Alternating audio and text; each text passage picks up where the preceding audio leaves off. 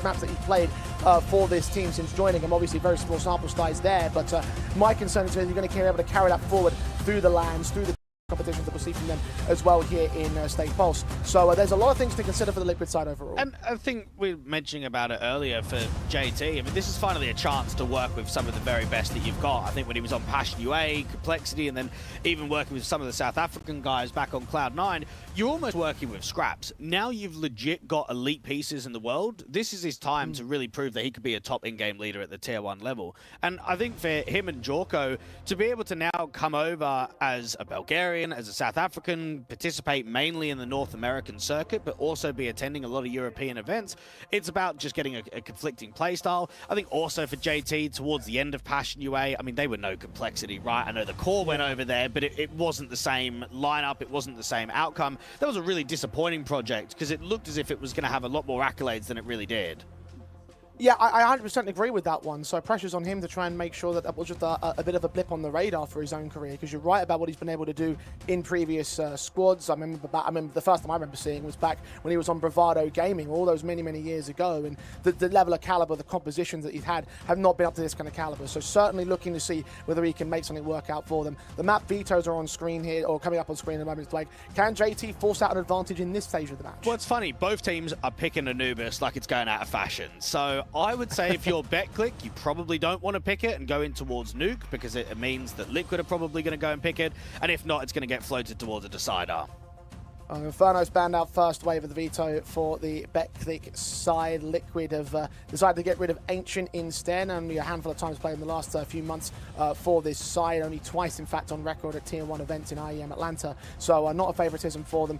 Cash will be left open and actually picked in by the BETCLIC side, so not going to see a nuke coming in from their perspective. Yeah, well, for Liquid, they can go in towards Anubis. They've picked it against Spirit, they picked it against G2, they picked it against Vitality. As an in-game leader for JT, when you're 3 for 3 in Anubis picks, you would normally expect to go into it in this direction. Instead, they go into something strong for Prism.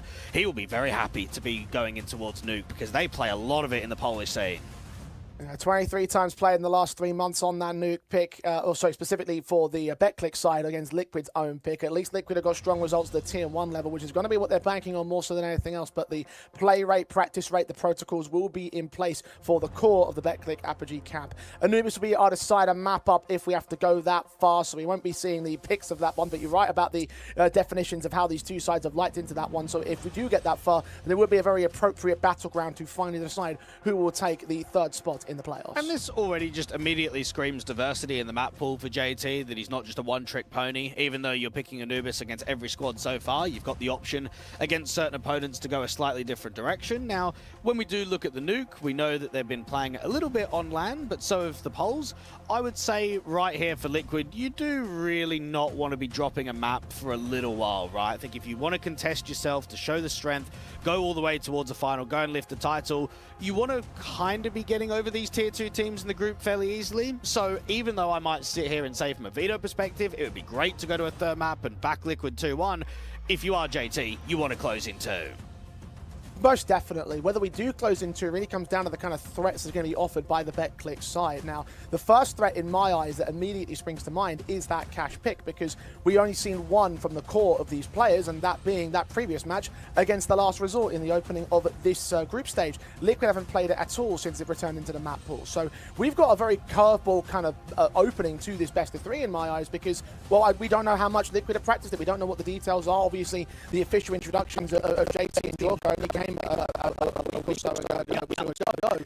So you only had you only really had so much time to get those tactics in order for such a brand new map in the space. So how do we sort of look at Cash as a part of this series? Well, look at it this way, okay? Any team that recently makes changes, you're only going to prac a few maps in the map pool, because you probably need 2 or even 3 that are going to be your strong suits, and then everything else you can worry about later down the line. So I think that's the reason why Prism's gone on with the pick today.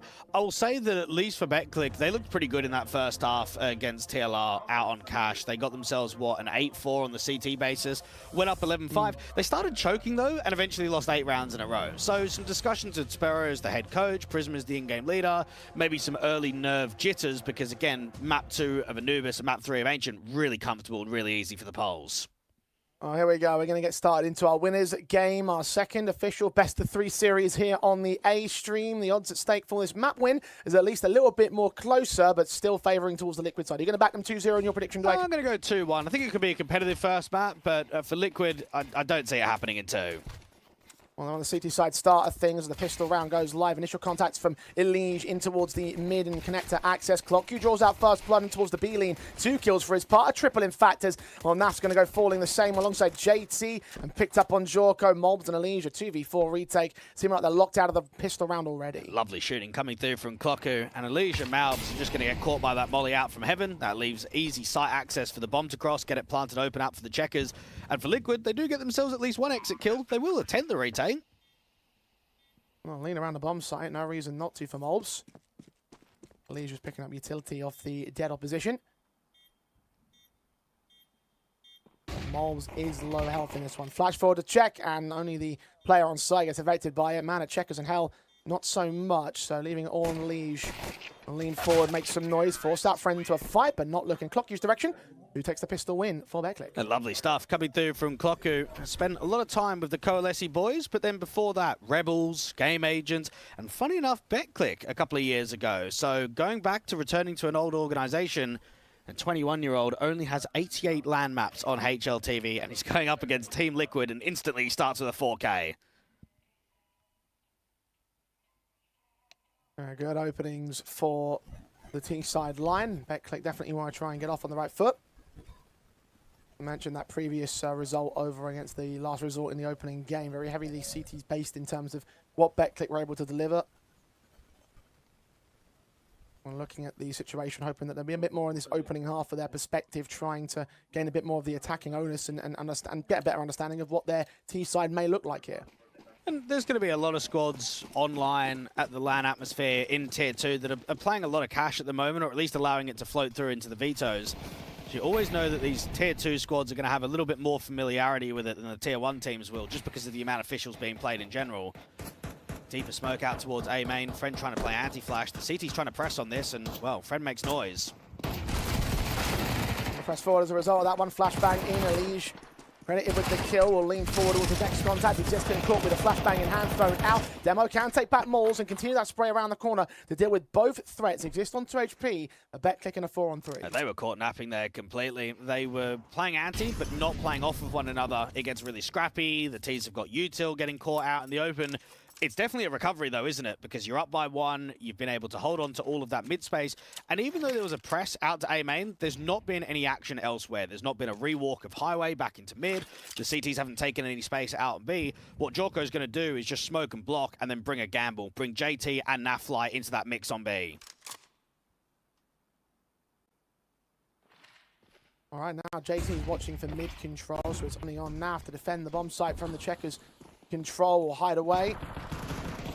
JT will join them as slowly set in, however. Damage being done. A couple of players, in fact, quite a lot of damage across the T-side lines, but no kills in for Liquid. With JT also taking some back spam damage in return, he will fall away, as will Jorko. Save that Kevlar, save that SMG, give BETCLIC their second. And for this BETCLIC side, at least if we're talking about the 2 main staple players, the strong duo of Prism and Demo, they've had some experience this year of playing some very good teams on LAN. They played big out in Portugal. They played Hotu and Eyeballers in one of the Roman Imperium Cups. You look at one of the Draclands, they played 100 Thieves. I'm trying to even think. They played, what was it, in Belgrade at that Cyprus Pro. They played big. They played Ill Will, CCT Global Finals. They got to play Sharks and Monty. So they've been picking up some scalps here or there. It's not been a huge amount of wins from them, and they've been able to really show that they can kind of contest against those bigger teams. But I think those reps only get you more familiar with the territory of the offline environment, and also for the challenge of when eventually the Tier 1 teams come knock again.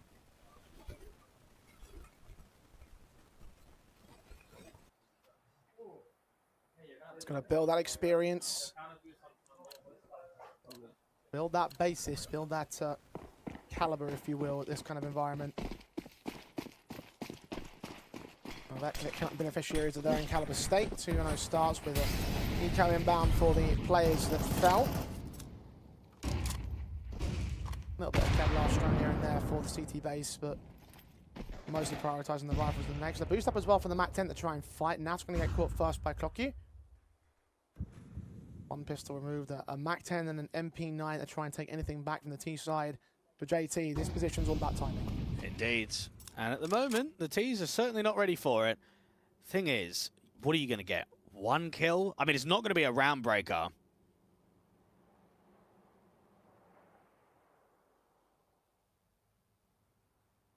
And they're grouped up into mains. If he strikes and can get back to position, then maybe might catch them. The problem will be the information of the drop-off. The utility is being sent into that A-bomb site, so should take easy access.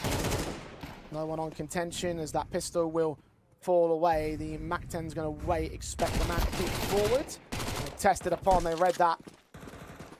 Recognizing the threat. JT tagged to 28 points of health, and again, they abandon the A-bomb site to focus on the mid and B play.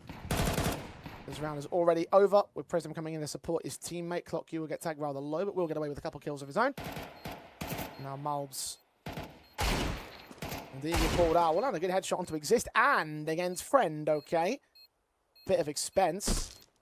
No kit in play though, so time's running short against him, and backup's on the way. Demo will swing back, take the headshot and responsive. And we'll hold the round together for BETCLIC. Decent work from Malbs and the exit frags. Apply some expense in some capacity as the rifles come in from Liquid. And for Malbs, this is going to be a good tenure to just see whether he can work with JT and get the most out of him individually, because I think a lot of people loved his performances out on M80, right? He was basically the king over there. He was their #1 player. And then he moved over towards G2, and yeah, he looked okay, but he certainly wasn't the same player. Sometimes you need the right individuals around you. You need the right system. And that's what JT's really got to try and work with Malbs now. Very fast up from his T side in towards the mid-fight of the boost, but it's just turning to the Molotovs. JT can get that trade, but naded a Molotov down on his own. Demo credited with that casualty in response for BETCLIC. I tell you what, mate, they are not afraid. This is the first gun round on your map pick a cash, and you are just sending it over the boost, pressurizing Z players that are stuck out there towards the sandbag. That just screams positivity already. You know, want to just slow the round down and give respect over towards this Liquid side. Might be your own demise.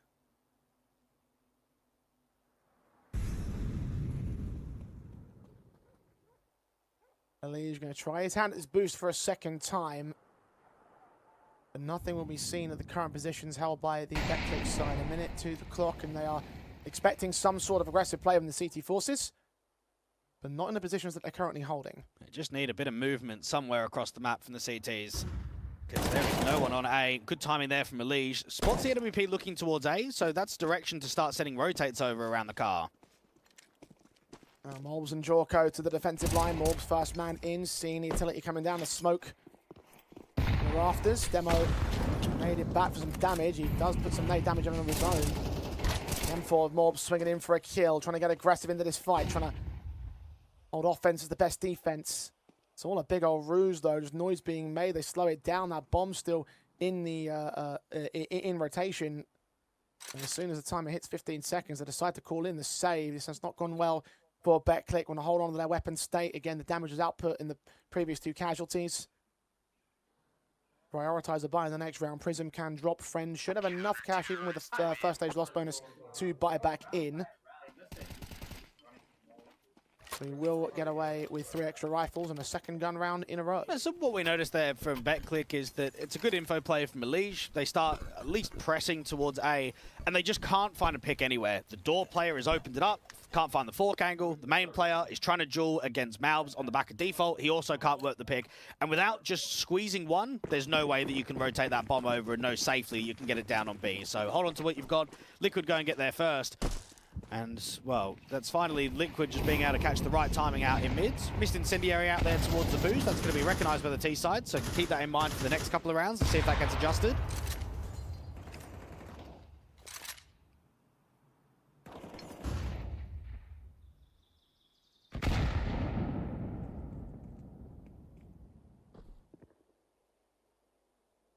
Well, for now, Liquid are a little bit more conservative about their positions in mid. Moles is the extender, and he's gone out towards A main. He's sat at lockers in the hopes of catching T-side presence off guard, but this time BETCLIC are not leaning into the A site at all here. Little prod out the squeaky corridors and back lanes. As Clocky with the opening kill towards the B bomb site, losing himself in the process. BETCLIC are pretty happy to keep it cautious, though. You've got Friend out in the sunroom, just waiting for the pre-aim towards the checkers. The two mid players haven't really taken any map control. Now, we haven't seen much B pressure, and for Jorko playing out towards Tree, he can't really block. Doesn't have an incendiary or a smoke at his disposal. Do this the hard way. Flash in, forced into that corner, probably seen by Prism, and indeed he gets that headshot together. M4 leans in for Exist, but Exist takes down Liege. Down to two men are Liquid. The B-bomb site overwhelmed in an instant. Mid-access decimated too. Naf and Malbs don't really have any choice but to hold back and save their guns here. 2v4 just unlikely. Money again have to be considered in the reserves for the Liquid side this time to make that safe call as BETCLIC respond. And we always have this discussion about these tier 2 teams really wanting to give it to the tier 1 squads, right? Cause upsets, show their ability. I was doing a little bit of homework last night and found that in February 2016, the now head coach of BETCLIC, Apogee Spiro, was knocked out of the MLG Columbus LAN qualifier by Liege and Team Liquid. So 10 years later, he's coming for a bit of revenge, mate.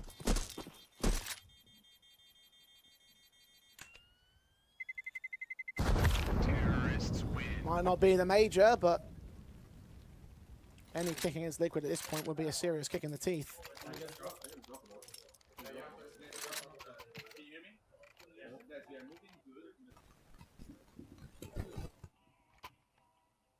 See how far they can take it. Tacticals called in by the favorites. A moment to rethink the alignment for the Liquid side because this has been a bit of a slow start from them. Yeah, it certainly has done. And I think as well, it might be a little bit of a humbling experience here for Liquid to come into an event like this. I mean, your last few are what? Blast Bounty, the major. You're playing out in China, Atlanta, IEMs.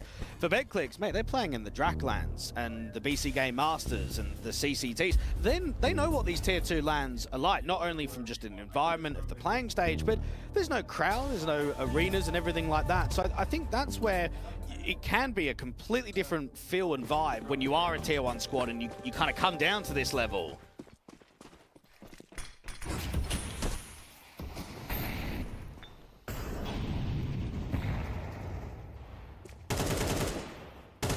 BETCLIC.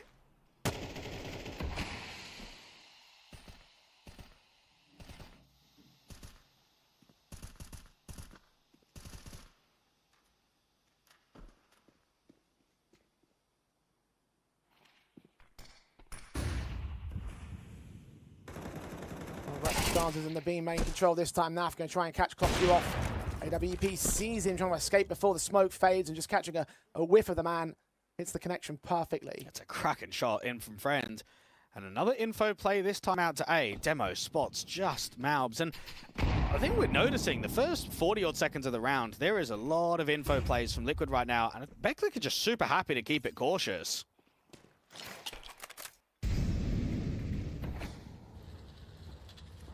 That timer run thin. Starting to take map control away from areas that the Seekers don't have it. A reboot back in towards the vent. Warp has seen it. Prism can take down a lead from JT. Now pretty much surrounded. Getting away with one pick back and a low HP of the man. Molotov's against him. Demo's going to take the fight more directly. And the B site is once again fallen apart for the Liquid side. A 2v3 this time for the retake. Going to try and nade off the smoke. Molotov sent. Flashes forward, but the AWP is seeing no more returns. Brenda watched the backstab, but the bomb's going to commit to a plant. Heaven's open, but doesn't have the vision for Mob. He's going to wait for that bomb to get tapped. Try put a nade on. And does do some damage, but Demo's still alive here. Unless a kill presents quickly, there's just no way you can retake with an AWP. And Mob's already looking back to turn away and save. And just no access for Liquid. A 5th round for the Poles. Mate, they are getting farmed on these site hits. Like, they are Indeed crumbling against the executes at the moment. And correct me if I'm just sort of like placebo affecting this, but it always seems to be the B site that's just the one falling to pieces. Like the A site seems like it's solidly held. They've got the aggressive positions. BETCLIC play away from that, and then Clockview's getting all the opening frags in the B main lane. and then there's just nothing left for Liquid, it feels like. Is that like, am I reading that correctly? Or? Well, I'd say first off, at least T's are in Sunroom around B, whereas a lot of the time they're not playing in A main, are they? So because of the areas of where the T's are coming from, they keep getting the picks against Nafly, etc. around the checkers. So because they've got that space in the first place, that's why they're hitting B a lot more. They're using A as a bit of an extremity. Yeah, they've got players around the boost, or they might have a player deep on the stairs, but I think there's actually only ever been one round, and that was the round that Malps was able to win on A, where there's been A pressure.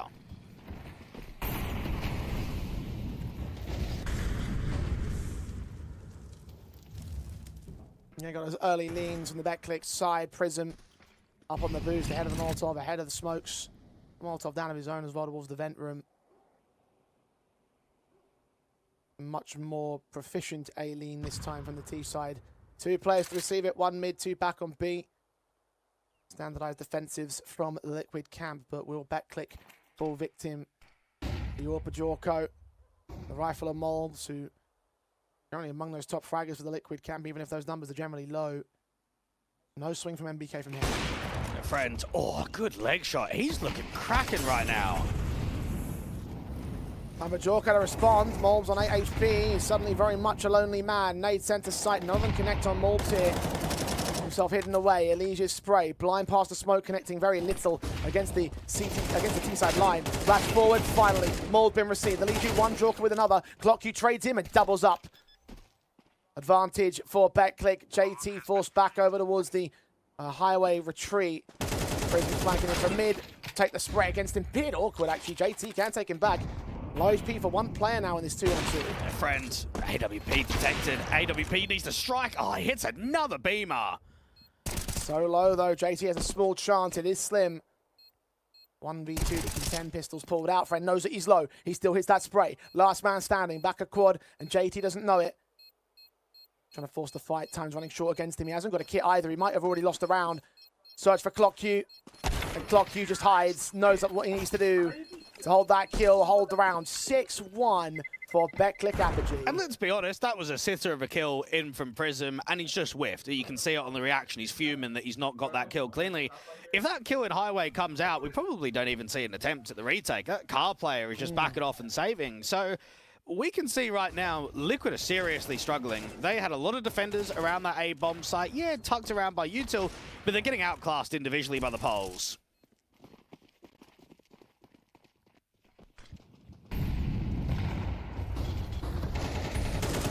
Making light work of this map. Liquid. Release set to a hero weapon, shut down by Demo, first casualty of Exist. Molds will pick it up. One of 3 players with Kevlar on this half bite.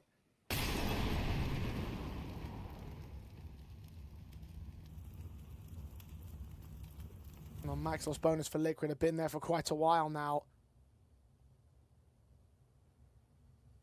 And just no signs of turning their fortunes around, no signs of gaining that second. Malps getting forced out for the vent control, and they've been squeezing this area a lot. They can work for themselves as well. Prism finding more of their synergy in the open, sprayed from close quarters. With support of JT, will take down Prism, nearly get ClockQ as well. The Orpa watch, the SMG swings forward. The bomb's been seen by the CT side, but it's all useless as Naf goes down. Jorko's alone. Was the player with the pistol in this setup.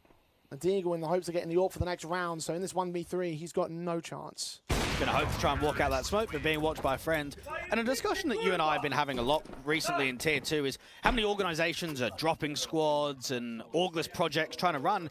Bro, these Coalesce boys were orgless for the entire year, and now the core's finally got a home. So I think there's going to be motivation for ClockQ, Exist, and Friend, and even Sparrow as the head coach, to say, right, you've given us an opportunity, contract, salary, we're going to give it back to you. We're not only going to get you results, but we're going to put BETCLIC back on the map again in Tier 2.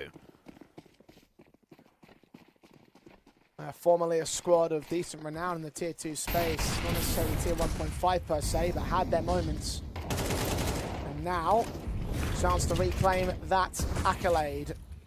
Certainly doing so well against Liquid to prove the point. 7-1 on the scoreboard. Half advantage been taken by BETCLIC before Liquid even broken in past their initial start. Rifles brought in, Elige Goosh down at 12 points of health. Oh my goodness, how's he walked out? Look at the walkout from Clockyu. This is ridiculous. Friend does get caught by JT at least. I think he might have a suspicion that Clockyu's walked, but how far has he walked? Well, this round should be over already. I mean, there's 2 kills available out on B. There's a free kill available on the B-bomb site. Oh my goodness, you do not see this very often. Exestor dropped to Jorko, so it is a 5-on-3 for now. JT will not be found. Clockyu a little bit too fast on the searches. JT may find him. Oh no, is he about to whiff this opportunity? I think JT's seen him now. Orpa now flies, check in, and the back is turned. Oh, what an opportunity. Gone to waste by BETCLIC. Oh, that's such a shame. You do not get many chances like that one, and it's just the timing is unfortunate. I mean, you almost look at that round and say, if Clocku comes out and has to duel JT immediately, then everyone just starts running into the B-bomb site with the bomb. You get the bomb down, it's a 4v4 post. Even that mid player, right, that was trapped under the boost position, got Elige down to 12 HP, got a dink off through the sandbag, but yet couldn't commit to the kill. So you have to say that quite a few things went right for Liquid in that one to go and get their second. And at least for their sake, it can build up a bit of confidence. I mean, it's never easy being down 1-7. Felt like you've not competed in the majority of these rounds.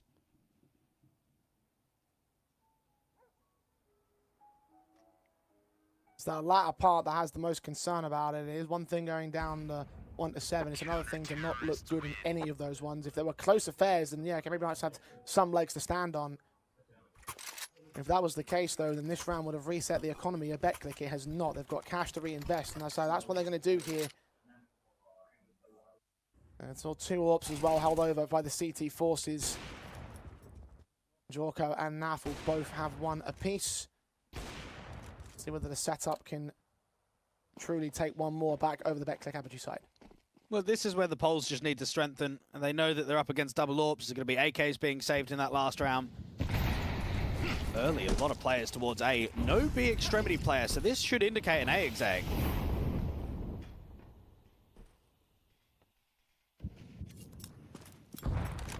Molotovs don't quite burst out towards mid and sandbags. 2 CT still to meet them on the A defensive. Molbs and Jorko again up to task. The AK in the hands of one, the AWP in the hands of the other. Molotov from Exist. He plays well to force Molbs out of the way. Bounces up though and doesn't fully spread behind the forklift. The HQ will come in against him as Jorko hits that opener. Clockyu's thought the AWP friend challenged that the squeaky door. Exist can take down Molbs, and now Jorko's pressured, forced out by Prism out wide on the bomb site. Demo's got that bomb on his back. He's still being a little bit wary about making the moves in. It's actually forced on Prism's part. Friend with another responsive, and Naf through the smoke reads on Demo's angle. The 2v2 is secured. Friend's going to try and extend and pick up that bomb, planted down on the A side. And Naf's trying to go in for a big old flank. It means that JT's got to live out from the car. He cannot peek too early. But wait for his teammate. They've got some breathing room. They've got some time to work with. Naf will just check. Searching for now, trying to establish presence on the bomb site. Friend's going to have to be the man to try and watch out for him. AWP v AWP. Sees the lean, hits the shot. Lightning fast reactions. And now JT, head of the squad, sees his contact. Exists as the info he needs just to hold on that corner, wait for JT to come to him, find the spray that wins the 8th for BETCLIC. Rev, the T's have missed the molly out towards the forklift. The AWP who's pinned on the door of Friend misses the shot against Malbs, and yet they still bully the site players. Everything went wrong in that site take for BETCLIC, and they find a way to create magic, to be able to recover that round. Liquid look absolutely dreadful to the start of this best of 3.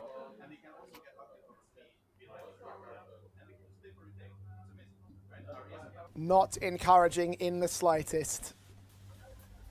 Maybe some forgiveness in cash. Maybe playing uncomfortable. As you said earlier, only so much practice you can do. Not prepared for BETCLIC to curveball like this. Especially after what we saw earlier against TLR. It might come down to the late game for Liquid to have any chance if that last map is anything to go off of. Because this early match is all dominated by the Polish side. 6 to the goods. A rebuy available for this one, but if BETCLIC take it, it could be a 10-2 harm. I didn't know I was going to say I was expecting that coming into this. fast out from the BETCLIC side. JT's going to receive 2 kills alongside Naf on to exist. They're dealing with the B pressure very early on. 4v2. They have called out rotations. The other CT players. Friend is watching to the edge of that smoke to reveal. Naf does get seen jumping away. A bomb was dropped as well in that exchange, so the smoke's got to come back to recover it, and the Friend at the very least get out of dodge. Yeah, so even though the T's have been pressurizing B, yeah, here we go. He's got him. I thought for a second he might have missed it on his periphery. Still winnable. This could be on. They've got all of site access. Prism is aggressive around the truck. If he gets one more kill and they transfer this into a 2v2, it's on. Prism's going to be deep in towards that CT access point as well. Checking for the M4s. They'll know that he's out there, or at least he's searched towards it. Be wary about Highway 2. Coming past the truck. Spray is going to go awkward for Prism. So it's all on Friend now. Hits some stellar shots. Now he needs a stellar sequence. It's in the area of the bomb site. He's back at main. He's forward. 2 nearly lined up. Got a leash at the very least. Naf now. Close to sight. Bomb plant. He's away from target. Incendiary misses. Flashed away. Diffuse just comes in, gets stuck all the way down, knowing that the harder cover was in position. Jorko can't deal with Friend, and a couple of mistakes still shining in from BETCLIC. Didn't affect him in the last round. In this one, it does. It's a shame that Prism doesn't get that kill against Elige around the truck. You could just feel in a 2v2 with that access of map control, completely different round if he gets that kill in cleanly. For BETCLIC overall, they just tried to change the pace. They go a lot quicker out there around the sunroom towards the B main access, and you've got JT and Naf both on the front foot, both looking to try and challenge around to the checker's position. So change of pace didn't quite work out. At least you get yourself a pretty good read by, even though there's more limitations in round 12. Quick start for JT. Prism, first to fall. Finally being like Liquid in this matchup. Friend walks right into the squeaky corridor contact. The other 3 men in main. AWP set for Jorko. Hits clock queue. Flashed in. As Mobs takedown exists, and it's a very quick and swift destruction from Liquid that will end this half on a high note. Demo in a 1v5 is Tech9 still got 1 kill out of it. A second and a third might be a little bit too far gone for him. Does down on Jorko, but Elige is there to close it out, so indeed it will get locked in. An 8-4 half though for BETCLIC, not a bad T-side at all. They're very pleased with the polls. I thought they looked excellent for the majority of that first half. Yeah, they might let the last couple of rounds slip, but they showed that they're here to not only compete, but they're here to win. They're here to go 1-0 up to the start of this best of 3.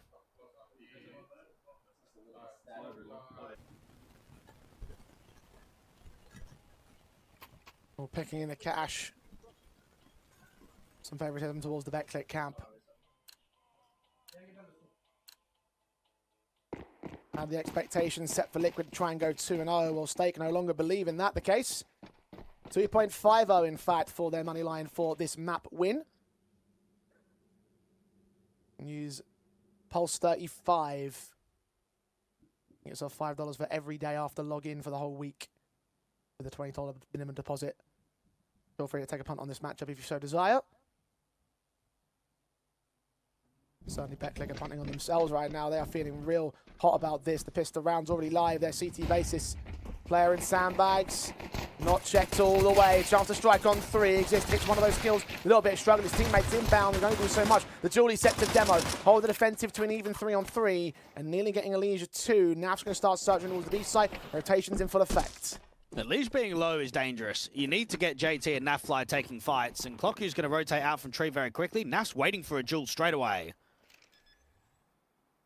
On plant, accepted, Nafly peeks in ahead of another one. Just has a secondary kill against Clock Q. Demo with a responsive, needs JT on site. Naf's going to spread away towards checkers. Jules down to timing, down to headshots, and no one seems to come down for Demo, so Liquid hold a 5th. They get themselves out of trouble, but it's still a very lazy clearance out there in the sandbag. That was a really good looking setup for the Poles. You've got a player on the sandbag and the Z-swing, probably expecting to get maybe 2, even 3 kills between them. I think there's some struggles individually, and that's perhaps even where Naf and JT basically demonstrate the experience of the firepower in chaotic situations to come out on top. Good work from Naf just to be able to draw attention over. And for Liquid, at least they're getting themselves a little bit of a round streak, start trying to close this scoreline in, and respect is being offered in round number 14, not force buying for the CTs.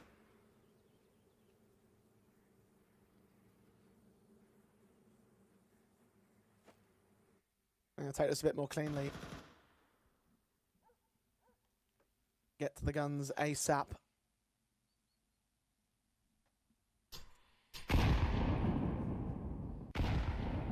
There's only so many rounds between them and Liquid at the moment.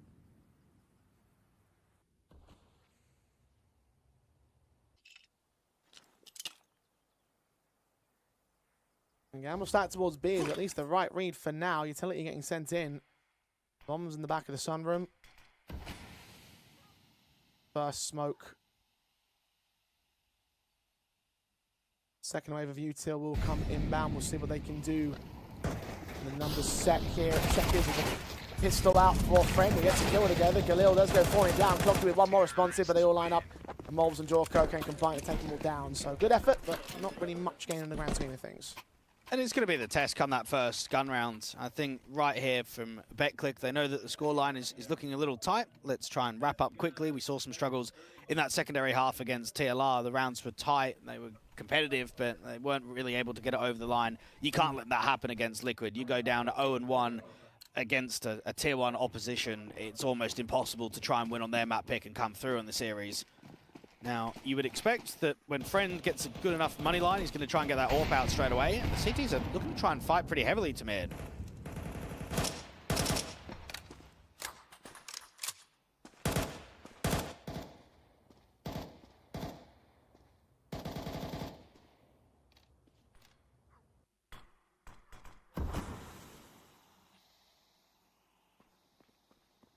Slow approach from Liquid here.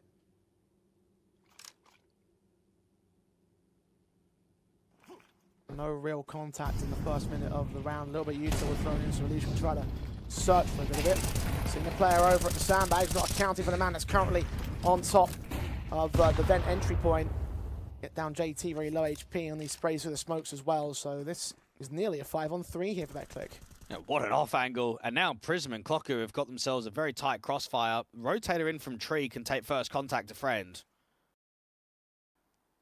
Clock flash in, nearly lands that casualty. Incendiary thrown out, he's low HP. Friends, similar story, tagged low on 3 men, and Liquid counteract once again. They're in the bomb site though, trying to find the entry point. That nade on Clock, you should get him. Not quite, he's somehow alive. Spraying manically, they're looking for the stray bullets at this point. Player ahead now, Gamma's going to start searching. Clock does land on towards 1, but he goes down rather quickly. The backstab closes in for Prism, who takes down another kill. 3-on-2 right now for BETCLIC, and they're so low across Liquid, the entire board. Jorko 23, Morbs 37. Incendiary is going to force Jorko into the open, but not into a fight. Exist is searching for him. His teammate at Prism starts to close in. Friend will go down. Exist with a kill. Now it's all on Morbs. 1v2. Tagged up. 12 HP. Knows exactly where he is. Can only find the tag on the first contact. Then BETCLIC on the board for the first time on the CT side. Yeah, that was superb. What I love in the setup to that round is that the CTs, even in a man-up advantage, are still looking to try and get more. That flash play into B main was a bit unfortunate. It told them that the read was going to be B and it was going to be heavy players, but the timing was slightly off, right? Players caught with Incendiary out in the open, they're kind of all repositioning. But within that chaos, you've got to give a lot of praise towards Clocku for not only living, but being able to get a kill. He normally should get traded straight away. He's red HP, he's on the bomb site, he's got no teammate inside, but he's playing around the smoke. He gets behind the double stack, he gets the HE out, eventually swings to get one. So good work from the young man, and the scoreline now reads 9-6. Only a few more rounds for the polls to close.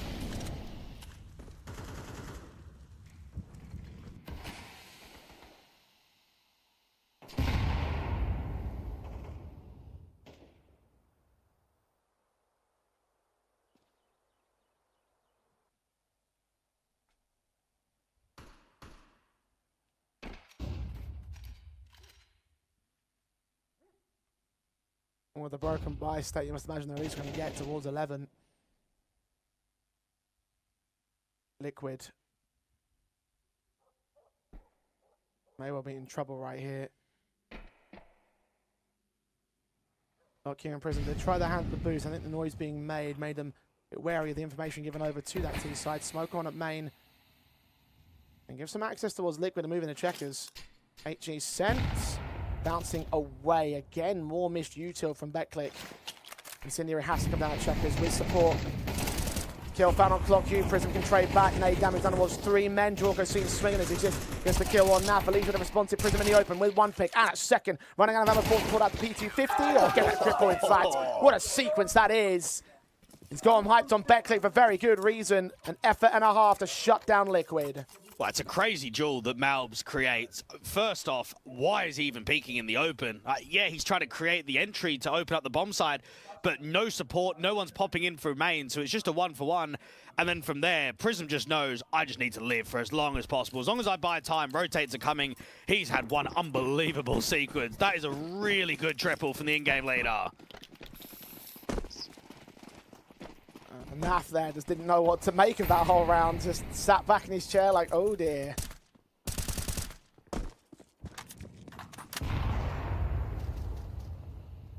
Liquid.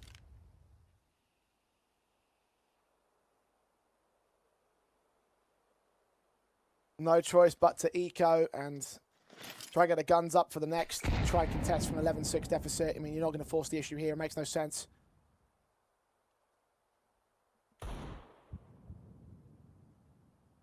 A bomb plant bonus would be lovely at this point. But that's probably a lot less than likely to come their way. The bomb's leaning into the A site. There's 3 men to meet them. It's a good read from BETCLIC with stacking up the bomb sites in these last couple of rounds. I mean, there's not going to be much on offer from Liquid in this one. Maybe the odd kill, but I doubt even a plant will come in.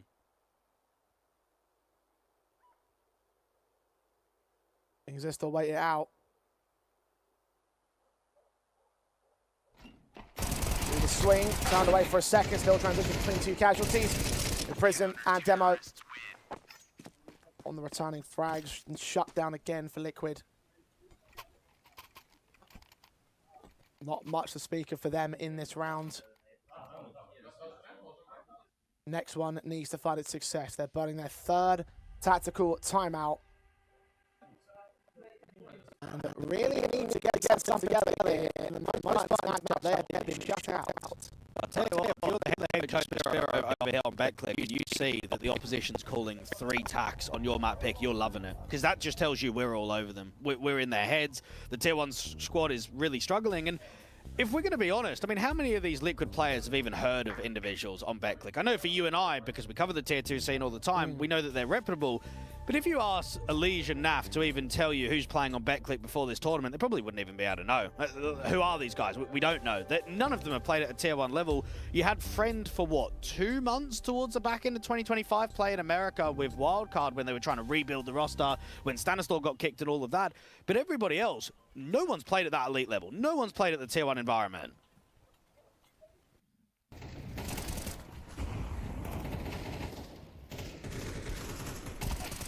Getting showed up.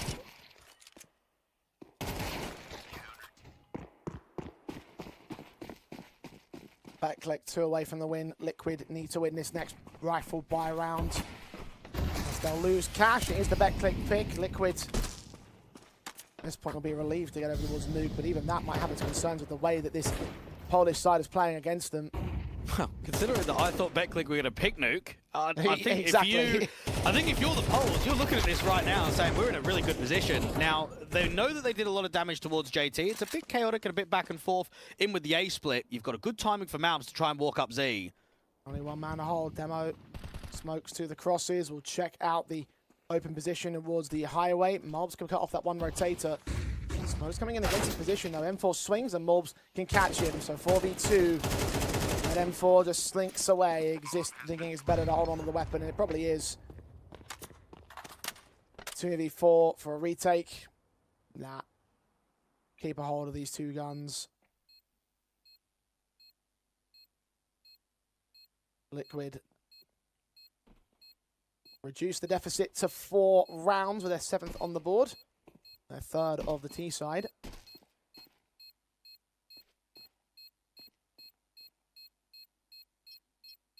Aggressive fight in main that just went well for them.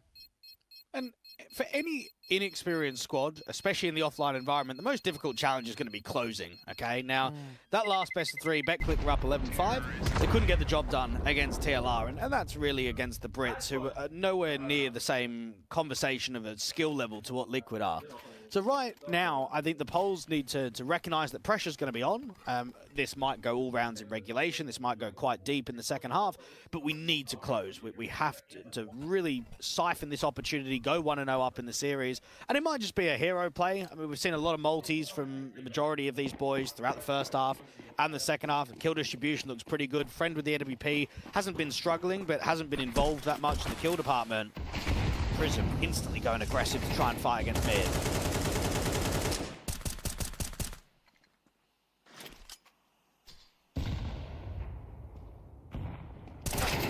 Clark Hughes just strife-faced in by Naf on that B bomb side. Round's over already. No rotation positions for BETCLIC, even if Prism can close on the backstabs. Now making their way in to look and hunt around for some picks or two. Wraps in from Prism, does find the first. JT immediately puts him out of commission though. That round's definitely over. Needed that backstab to be able to prevent 2 kills, and I tell you what, that's extremely disrespectful in from Liquid. The read there from JT was that they're going to adjust. They're probably going to try and take mid, so probably only 1B early round. But to just walk through that re-smoke, no breakage of the smoke, no flash to come through, no util of the tree smoke or even default molly. It's a cracking entry in from Naf, and it opens up the bomb site. At least for the CTs, you hold on to 3. So no problem with the rebuy.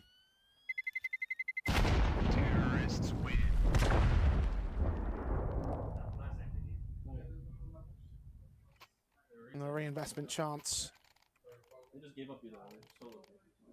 gives another opportunity for BETCLIC to close out and take their map points. They're taking their first tactical timeout. Imagine, of course, the inability to close in the previous series, so maybe a moment to realign the spirits of the Polish side. Vespero to insert himself into the mix, set them on the right track to gain their next 2 rounds. Yeah, Liquid will recognize for the majority of this map, they've not really shown that they can be all that threatening in the comparison to beating Vitality 2-0 and beating G2 2-0. So you just wonder, at what point are we going to start seeing that? Is it towards the tail end of Cash? Do we maybe have to wait for their map pick of Nuke, wait for the decider of Anubis? But to be able to just easily overwhelm elite tier 1 squads and then come here and struggle against tier 2 competition doesn't feel right.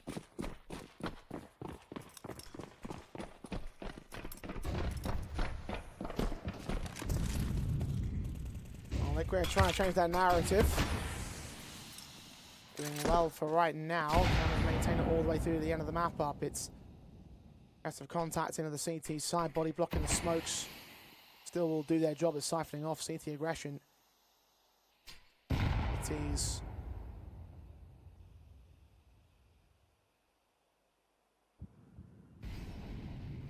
work their way in from mid on 1 contact, but 4 other players leaning into A main, so it looks to be an A play. Again, 3 to receive them. They've just got to keep their eyes on a leash. Yeah, Prism can spot out from highway and even re-smoke off that map control. It's a quick A pop.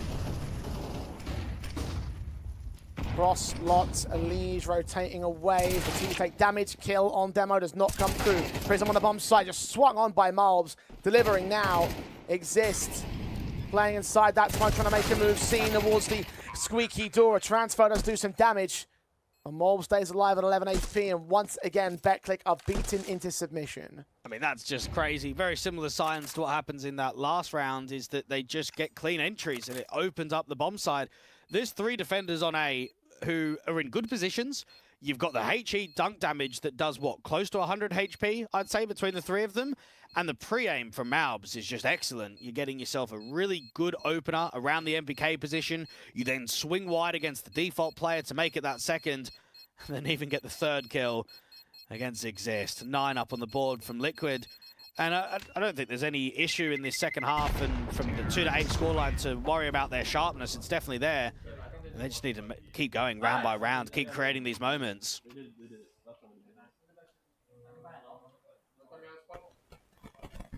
Step by step, bit by bit. That's all you have to do, Liquid.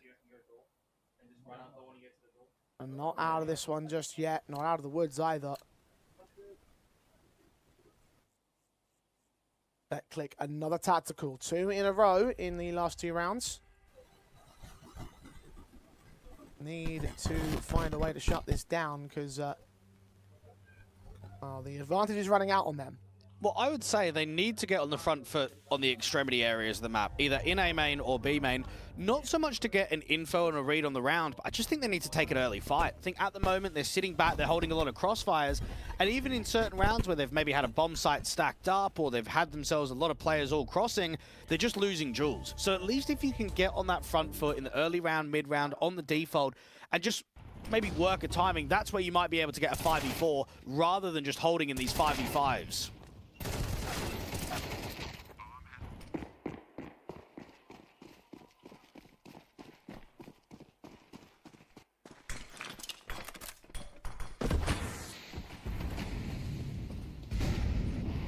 Liquid, quick in, AWP, V AWP, and Friend wins out the fight. Jorko put down first up.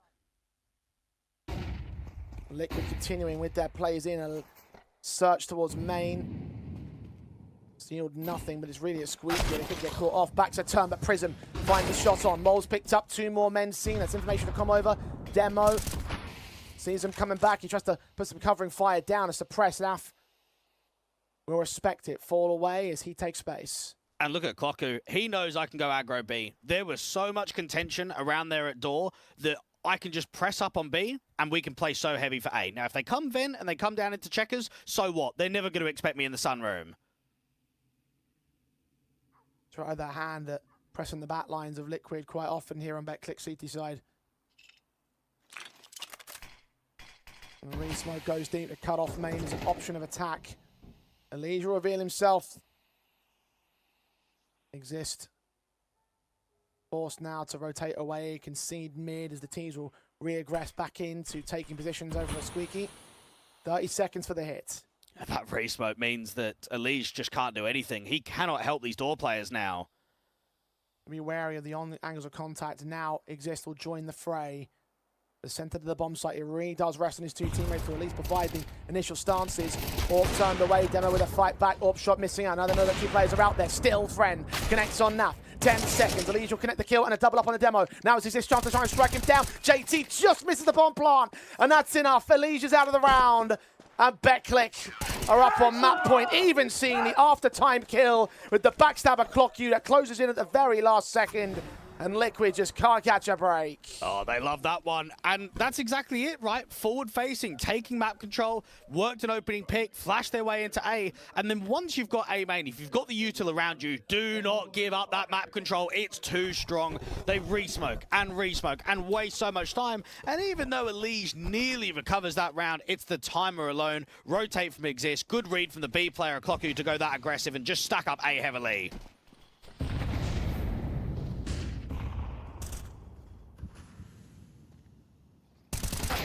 3 rounds to close out for BETCLIC. Once again, JT is going to start off the opportunities of the openings, though. Prism caught towards mid. JT's on 3 points of health.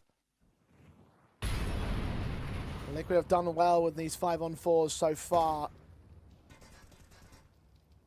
And they make it a 5-on-3 with the flash peek in. Exist gets nothing. They're definitely hitting some crazy shots in this second half from Liquid's point of view. BETCLIC, I mean, look, this isn't winnable. Even though the HP bars might be low of JT, you need a miracle. Friend is playing it off.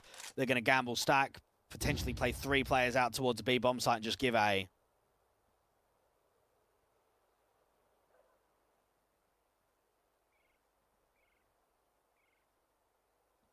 It's been A hit after A hit from Liquid.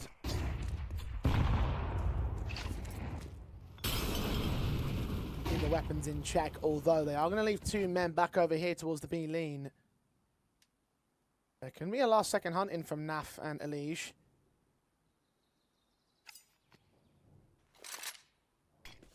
And I'll stick around just ahead of Maid and over at Useless. No action from the CT side, though. Liquid will claim the 10th. And bring this back from the brink and evade this win. Try and take us to overtime. And another factor to why we've not seen, let's say, Clocku, Exist, and Friend playing a lot of lands recently is, bro, they've been playing under Coalesce that's an orgless project. Like, how are you going to fund going to these Nordic lands and going overseas? You can't. When you've got an organization, yeah, you can send them all the time. So we saw the BETCLIC side approaching a lot of lands in the first half of the season, but not for the core. We're hunting. Hold on right here. Engage with the AKs. There might have been an exit against the BETCLIC side, which will certainly reduce their opportunities. They did lose a third player in the pre-hunt.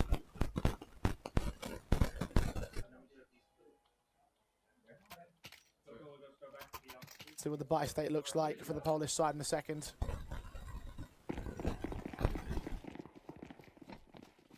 Yeah, just the AWP staying in for Friend. They'll eco upgrade around it. This game will go to 24 rounds. And find out whether or not they will bring the comeback from the Liquid side.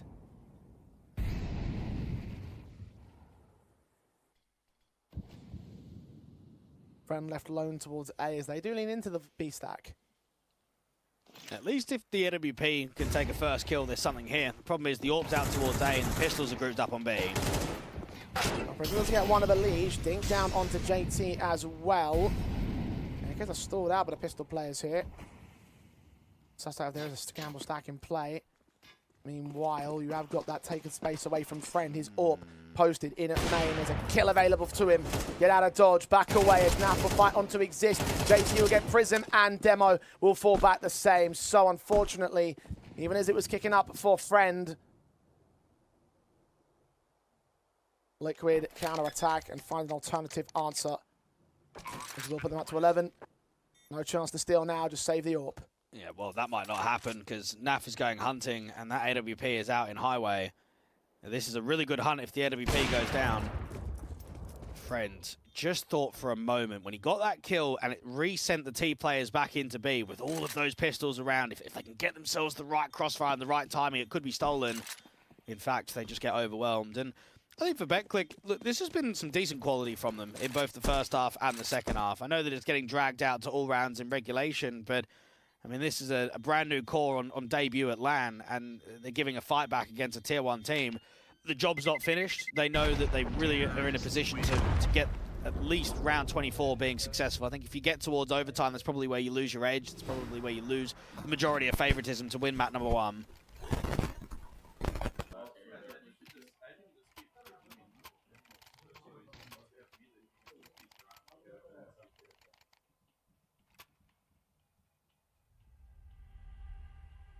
Last tactical for BETCLIC. Last chance to make a difference here before we go into overtime. Last chance to claim this map in regulation for the Poles. Team who have been in control for basically the entire thing.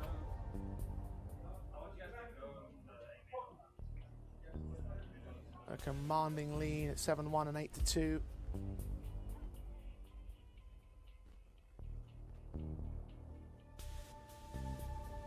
Contested really in the second half by Liquid.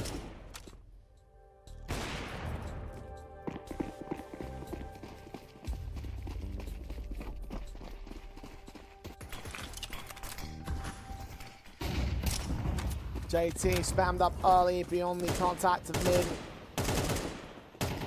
Starting favor. BETCLIC without the opening frag.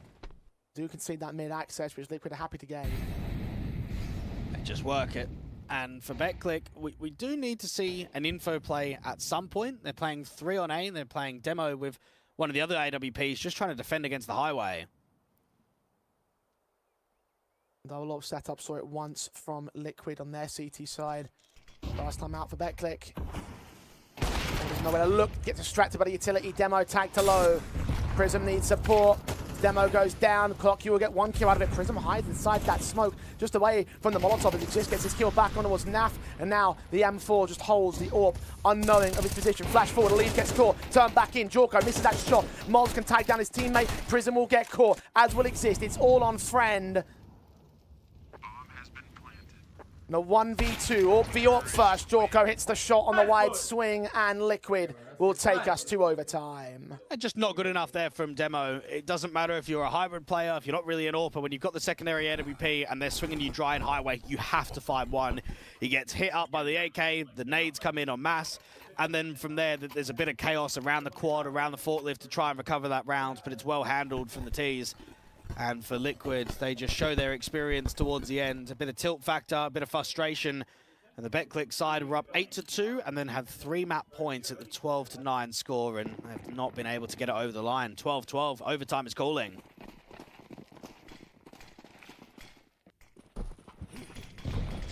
Stake odds have shifted back in favor of Liquid now. Testing on the opposing map pick to take away this cash may well already signal which direction this series is going. Our friend hits Naf to kick things off out towards B main and checkers as kill rings out. Starting advantage, Elige catches one, Exist fast on the trade. And nice to see some individual impact from Jorko, because he was on 9 kills going into that last round of regulation, ended up finishing with a triple. Want to see a bit more from the young 17-year-old. Clocker and Exist trying to refight back into mid against JT. Good kill against JT. Responded to by Exist.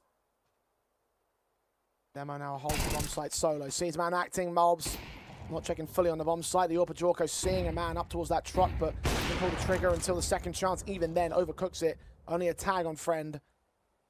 Demo now knows what's going on. We'll start to reposition. And catch Jorko off. Of course, the bomb lost to him down ahead of the A-bomb site, so start to fall away. A different avenue of access, or just to save the AWP from this. Either way, should be a 13th for BETCLIC. No way back from Liquid. A friend started that round off with the opening pick, and it just provided so much more to it. AWP pick from Jorko does get away with one, but hold on to the AWP, save it forward. And for BETCLIC, I mean, they'll be annoyed at themselves that they couldn't quite close in regulation. They go into the first round of overtime and they're successful straight away.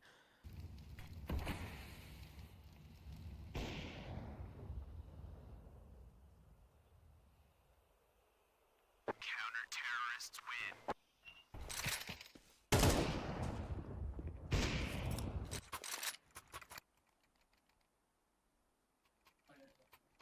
Well, it is what it is sometimes.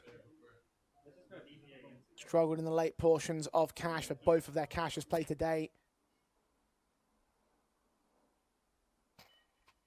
At least will reclaim that lead for now. Will they keep it in overtime? Liquid have definitely warmed to this match.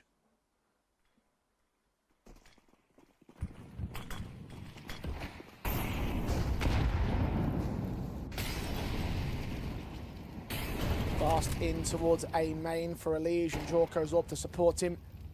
Nav tagged up early, however. I believe an AWP leg shot landed. Eventually, Clock Q's going to finish the job. The friend had started. Demo swing forward as he just gets his kill on Mobs, and Demo can follow it up. Elige caught next. AK up for Exist. Will take down one with JT's trade of the first man. Bombs on his back, but he's essentially in for an ace clutch here. A 1v5. Isolate another good kick to the back lines, but there's a backstab closing in on him, and Prism will take no mercy. Hold no prisoners. Find 14 for BETCLIC. And what feels so odd in that round is just the high press from Liquid. We've not really seen that many aggressive rounds from either team throughout the first and second halves. It was sort of quite slow, quite default heavy, and then any time there was an acceleration, it was normally just shut out immediately. And there from Liquid, 2 losses in a row, take their last tactical, and for BETCLIC, I mean, confidence is going to start brimming a little bit. You've got an AK in the hands of Exist, another one out from the in-game leader of Prism, friends on that AWP. Could Liquid go down 12-15 in this half? 3 more map points for the BETCLIC side. Certainly would be something. Especially in the overtime where, on the overtime half rather, where you weren't doing all that well during regulation. It was only 4 rounds scored on their CT basis. All that lead, all that advantage scored on the aggressive side. Fear of God in you for Liquid.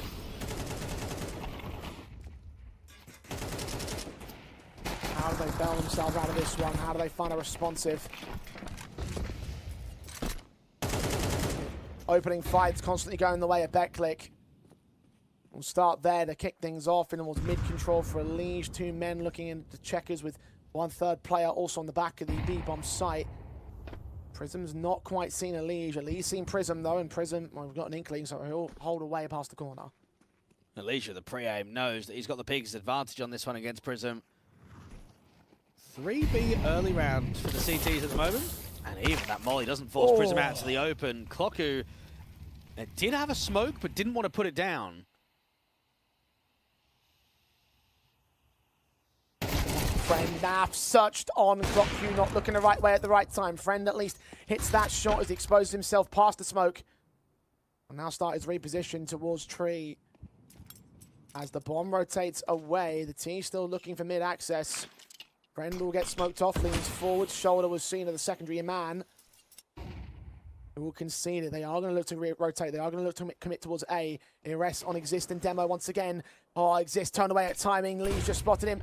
Knows that he's there towards the forklift. Two men going to search for that kill. Two kills come back from Exist though. Both Jorko and JT to fall. Man advantage tipped in the CT favor. Elige is going to get spotted by Demo, who puts him away. Timing perfect with Morbs alone. 20 seconds to clutch against 3 kills. Needs them lightning fast. Will sneak past the AWP. Challenge him with a tap. Doesn't get the kill. Demo instead secures his double. And it is a perfect set of 3 from BETCLIC Apogee. Bro, what a round coming out of Exist. When they know that you're out there from forklift, everyone's expecting that you're just finished for. They're going to pre-aim you, they're going to pre-fire, you're going to get nothing. And he ends up living and putting so much damage up. And for anyone that's not familiar with Exist, before he joined up with this Coalesce core, bro was playing with Amanek on Minlay in 2026. I mean, that just tells you everything, right? He's working with some proper pods over there. SBT, Polo, they were in the just pit of death of Tier 3. They were so lowly ranked in Tier 3. And now, mate, he's playing Liquid on LAN. And doing a damn good job of it.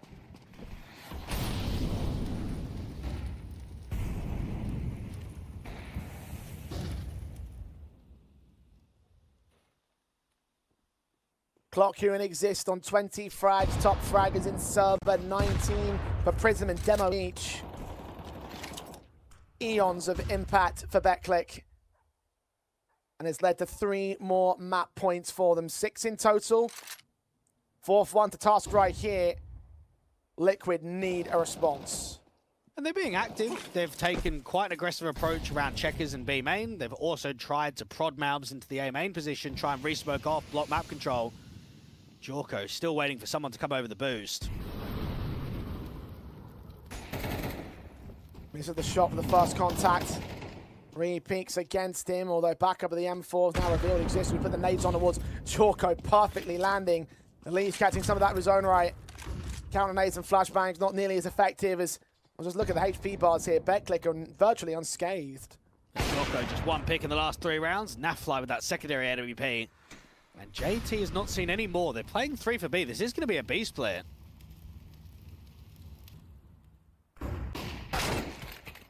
As JT gets flashed in though, Clocku unaffected. Hits that headshot quick. 2 men remain on the defensive. Morbs is on the way, so BETCLIC need to act right now. 20 seconds. Molly's to backside, smokes towards Tree. Naf doesn't know where to lean in, though. He's forced back away from his teammates' support. They look to the backside. Elige needs to hold with Morbs coming up from heaven. Getting Exist down. Search to the outside of Clocku. 8 seconds. Bomb just about contested, but Friend gets the man down. Plants it in time. Naf on 57, Jorko on 21, 2v3. Naf nailed to his own demise as Demo deals with him. Jorko gets caught elsewhere, 16 to 12. Map 1 of cash secured by BETCLIC Apogee. They can't beat TLR, the plucky Brits over there in the first game on this map, but can beat Liquid, a Tier 1 squad in the world. That's a good result for the Poles. You will feel extremely excited about that one, but you still need to temper expectations. This is only 1 map in an entire best of 3. This is a new Liquid roster. This is a team that hasn't played a cash map. All right, so what, whatever, 1-0 up. Let's lock in. Nuke is a really good map for the Poles. Let's try and strike them when they're not really performing that well so far today. I mean, surely to by your own chain logic, though, that means that UK greater than NA, right? I mean, surely, like, if you go off of that whole thing, I mean, look, at the end of the day, it was a great effort there from the BETCLIC side. Starting off at an 8-2 margin, always going to be difficult to come back from. Credit to the boys over on Liquid for being able to do what they did, of course, to make it a close affair in the end, but just wasn't enough by their own standards, I have to say. Yeah, and I think for Liquids, Jorko looked very average. Naf looked pretty good. I'd say Elige looked pretty average. I think Malbs looked decent on some of those T-side entry attempts. But when you're beating Vitality and G2, I know that it's a LAN and it's a different atmosphere, but you want to see a little bit of that spark, right? You want to see exactly why they're tier 1 caliber players. And I think for the majority of Cash, they were getting owned. Like, they were getting slapped in some raw fights against these Polish players. So, yeah, not a good outing to start off. And I know that they were even talking about it briefly, like it would have been nice to play the opening match just to get another rep under their belt. For Liquid, they're down 0-1. They've got to try and return now in the series. Well, we'll have to find out whether they can do on their own map pick. Before we get to that, however, Nicholas is down on the floor, and I believe he's talking to Sparrow, the coach, a very proud coach right now from BETCLIC. Yeah, very proud coach here, Sparrow. You just beat Liquid on Cash. Is this more about picking their weakness, or is it your strength? It's hard to say. I mean, we practice Cash a lot, and we feel like we are playing pretty good this map. Of course, it's new map, so the meta is not set yet, but yeah, we also saw that they didn't play in official game. This is the new lineup, so we just maybe take a little risk, and we knew that we can win this. Awesome. And the next one, Nuke. Prism should be pretty happy about that. We know he's a good Nuke player. Are you confident on Nuke? Yes, I mean, I think we played also really good on this map, on the Prax, so yeah, it's hard to say as well because we didn't play official on Nuke yet. I think it is a good map for us, and I'm sure we can fight. Well, awesome. I'll let you go be with your boys, but back to the casters and a little break, and then we'll be heading up to map 2. Yes, map 2, where Liquid are going to have to turn their fortunes back around here. Definitely looked for a 2-0 from their tier 1 perspective. That's no longer possible, Dweg. Is this result concerning? Is this opening map going to put some doubts into whether Liquid can take Nuke? A little bit. I think for Sparrow, he was pretty relaxed with that one, not setting expectations too high. Look, he's an experienced guy, right? He's been around early in Tier 1, let's say early in his career, but Tier 2 for the majority of it, right? And he's transitioned into coaching these last couple of years. He recognises it's still Liquid. It's still a Tier 1 side. It doesn't matter now if we're going into Nuke and we're good on it in Prax. Tier 1 teams are Tier 1 for a very good reason. So it's going to be difficult, and it's not going to be an easy 2-0, but it's winnable. It's definitely closable in this scenario. Well, Nuke being a common pick, 14 wins in the last 3 months for the Poles. Surely confidence must be riding high for their perspective as we head into Liquid's pick of Nuke after this break.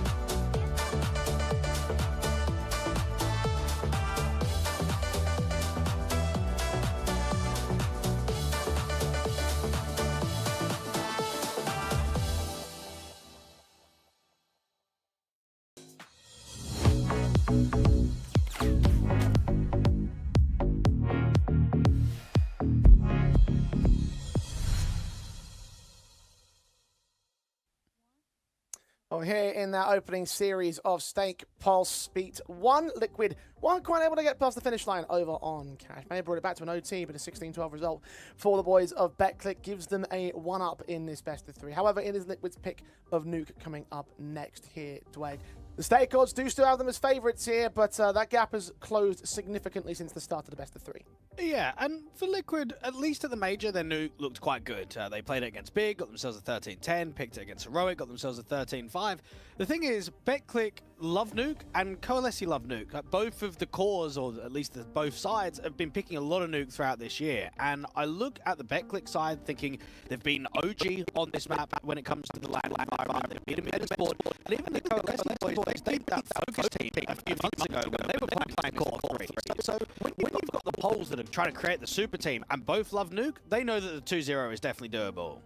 Indeed they do. You talked about the threats that can be generated by the polls, the opportunities available to them in this best of 3 series. Even though Liquid will be the clear and obvious favourites, an upset is not out there on a possibility, and I think we've seen proof of that on map number 1. The question is, will we see that for proof on map number 2 the same?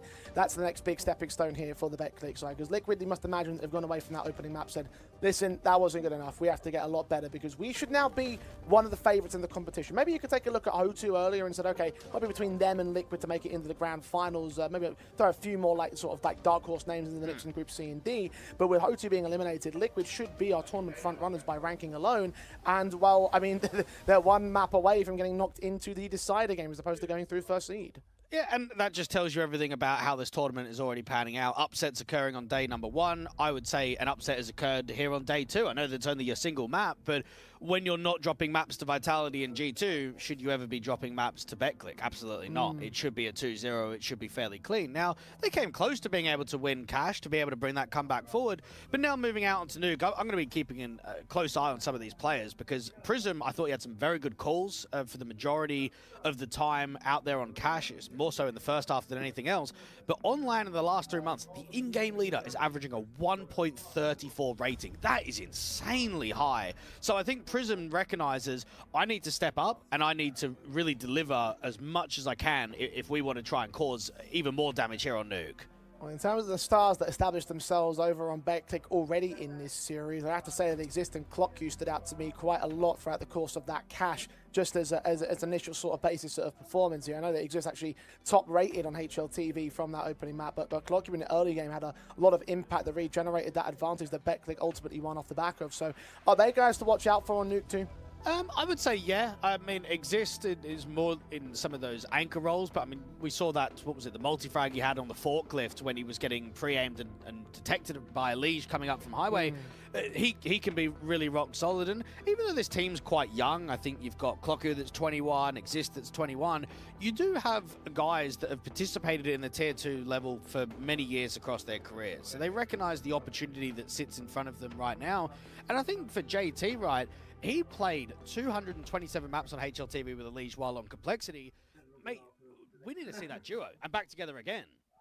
Indeed we do. I want to see a little bit more from those guys. I want to see them find that impact. I want to see them give themselves a bit more of a G up here. I think Liquid will need some sort of a pathway back into this best of 3, and I think it might well come from that duo. Yeah. I think one of the concerns is the fact that you are down in terms of how BETCLIC have been looking so sharp. You've got some serious performers on this Polish side, and it's just like, with all the doubts that plague into you, with all the concerns around this side that have been going back for an extended period of time, and with now potential threats being generated by what is essentially a mid-pack Tier 2 team as of right now, there might be some mental strain here on the Liquid side in my eyes. Yeah, I really thought we were going to get Nuke in that last series between BETCLIC and TLR. Both of those teams historically have loved Nuke, so that's why I thought it was going to be a map pick for either one of the squads, but I think that's where Artist had a little bit of a curveball and went to go in with the Cash pick instead, and that's kind of what BETCLIC have done. I mean, I thought their two only options were going to be Anubis and Nuke, so you get Nuke as map 2 and you get Anubis as map 3.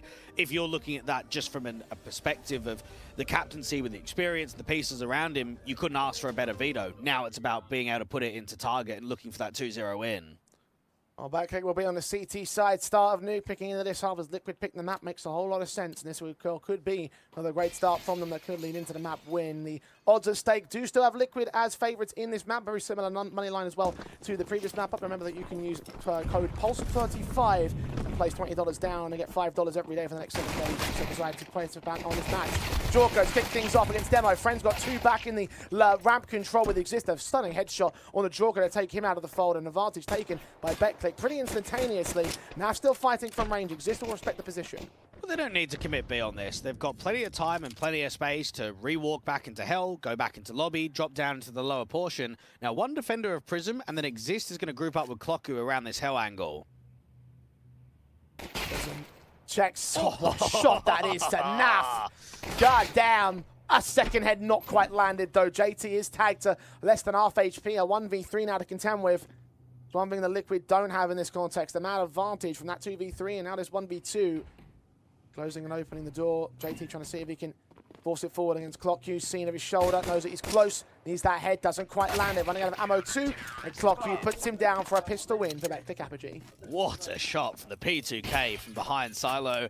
And if we just see dueling to that high standard, it's going to be a very exciting Nuke game to go and watch. Now, I think right there from Liquids, they get themselves a few casualties, but no bomb plant bonus. Shouldn't be a force buy in round number 2. Respect should be offered.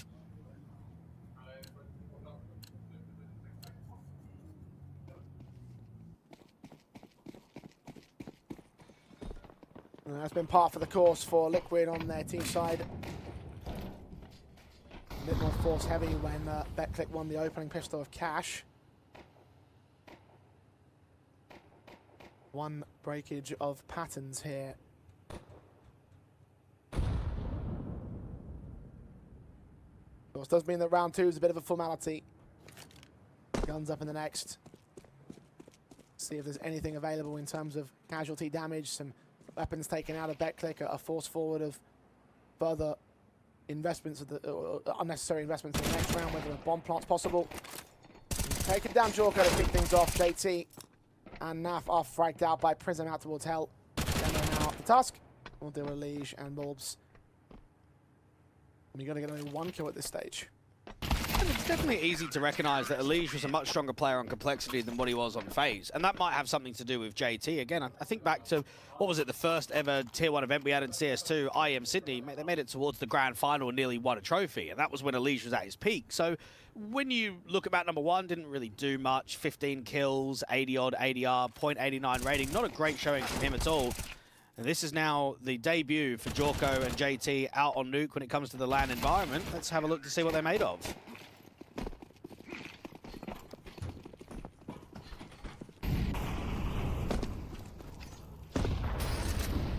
Masters on 2, M4's on 3.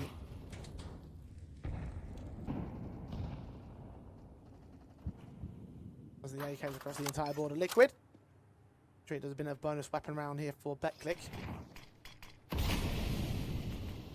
can win despite the limitations.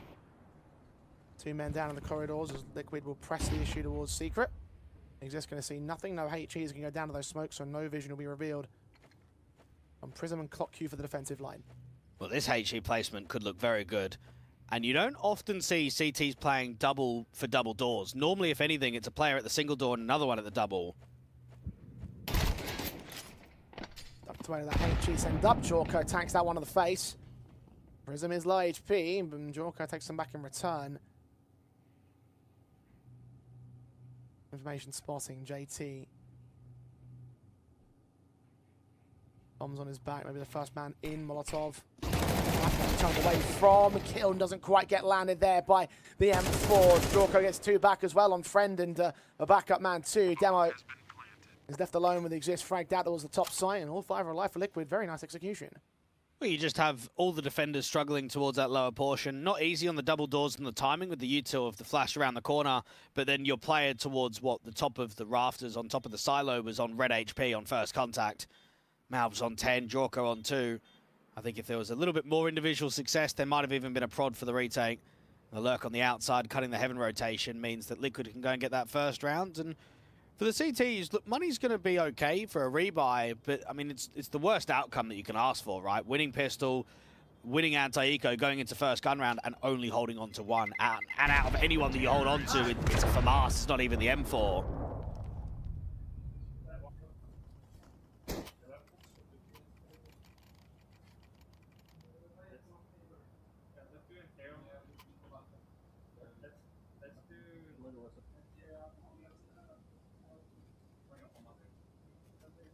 Oh, Liquid on the board. Starting off their map. As BETCLIC will buy back in for Masters held over and AWP in for Friend. Sarah shots in the tail end of the game there for the starter cash. Liquid.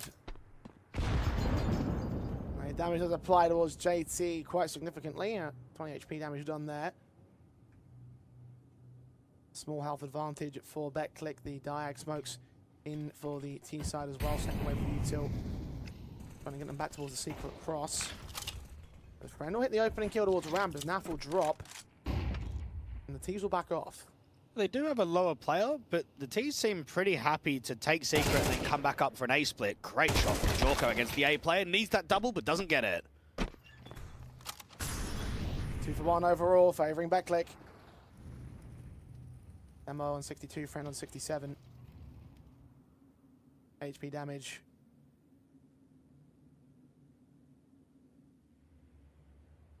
Chunky amounts against the BETCLIC side, but can it turn into a actual take of the site here for Liquid? Exist, prodding, catching JT on timing. Spray goes awkwardly though. The M4 can win out that fight. Upper side may be lost here.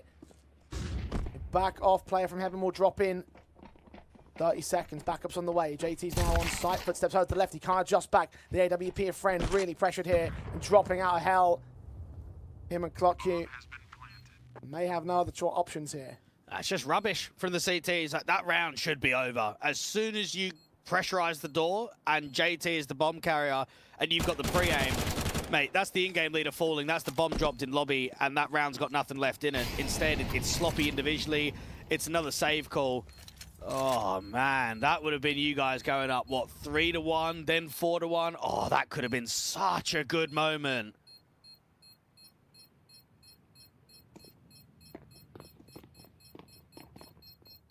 Oh, BETCLIC already starting to let it slip.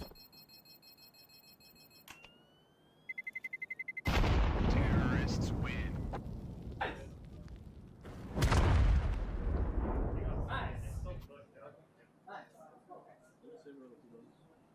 None of this series be front-loaded.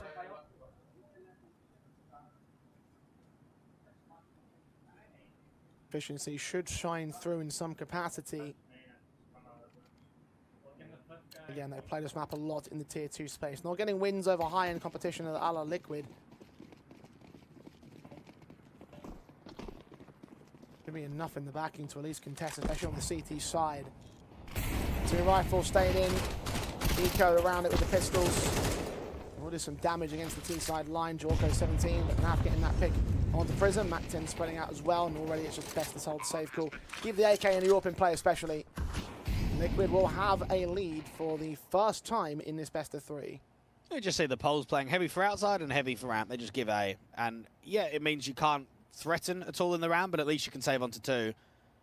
That's the main objective for ClockQ and for Friends. And I think for Liquid overall, I mean, at the tier 1 level, at the LAN environment, 42.9 round win percentage on T side. If you can get yourself around 6 T rounds, yeah, you'd be fairly happy with that one. Liege hoping to try and catch a bit of a straggler. Demo hoping to catch someone into the bomb blast, but not getting many opportunities. He gets away with 1 pick.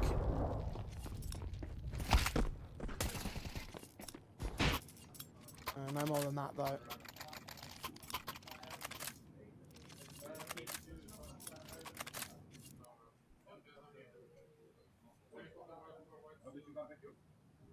The save weapon would have been really handy to the CT side in this context.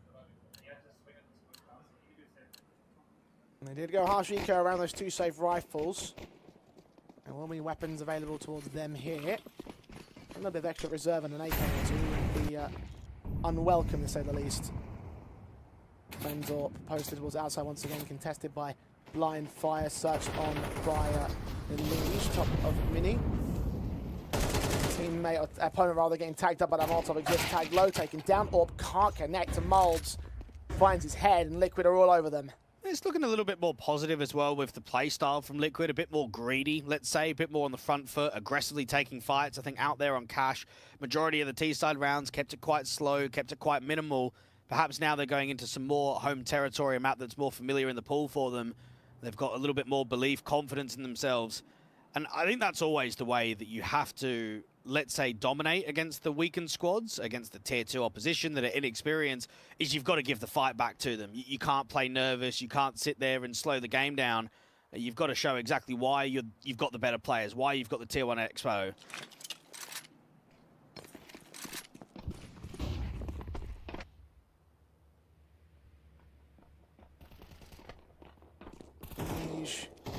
Pouring his teammates into the bomb site, will quickly take space to take control. BETCLIC had no offerings of defensive, and they have to fall back and save their guns from the outset.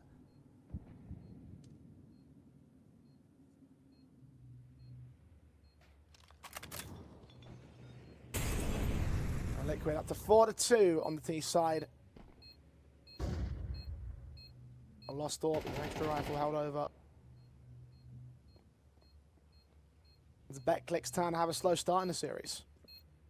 And it's going to be difficult for the head coach of Sparrow to just get these boys realigned from the Coalesce core to the new lineup here over at BETCLIC. I think it's definitely an upgrade in the coaching department, right? They had, what, Bogdan as the head coach, and no disrespect there, but he wasn't an ex-pro. Yeah, he's been familiar with tier 2 teams, but Sparrow played pro for many years. He played at majors in CSGO. So I think bringing someone like him forward only helps BETCLIC more so at the LAN atmosphere when you're playing these stronger teams. Just in the preparation. Now, at the moment, things are not going well out on Nukes. They need to keep the vibes up. They need to keep the communication strong, and they need to answer back again. They probably could have gone up 4-1 with that squeeze in there from the FAMAS out from door. But I think that's going to happen in a lot of games when you're facing off against these top squads, right? It's the what-ifs, the chances. If they're not being taken, that's when you can just get blown out of the water.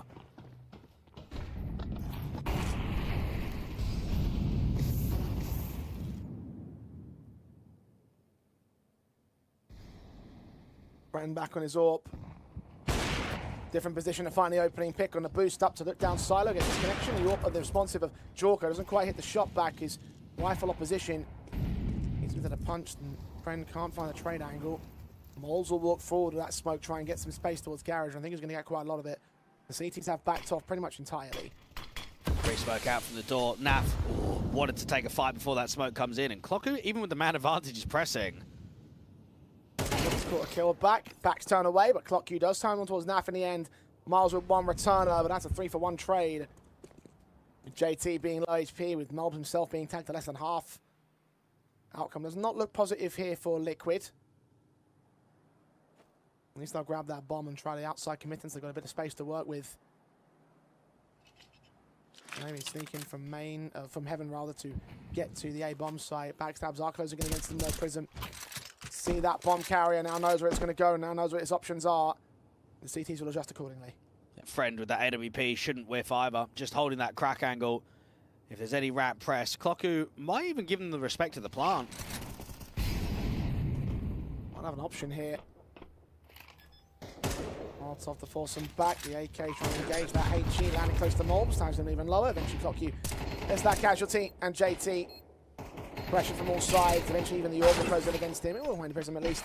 A friend with a P2K pulled out. We'll get there back to the headshot. Close the gap to 1 round. Yeah, nicely done from the Poles. They've got themselves a boost on the outside to win the first. They get a little greedy out there from the door, walking through the smoke. And I actually quite enjoy seeing plays to that degree. Not all the time, right? I think if you're walking through smokes every single round, it's only going to come back to bite you. They're going to have guns up. They're going to be ready for it.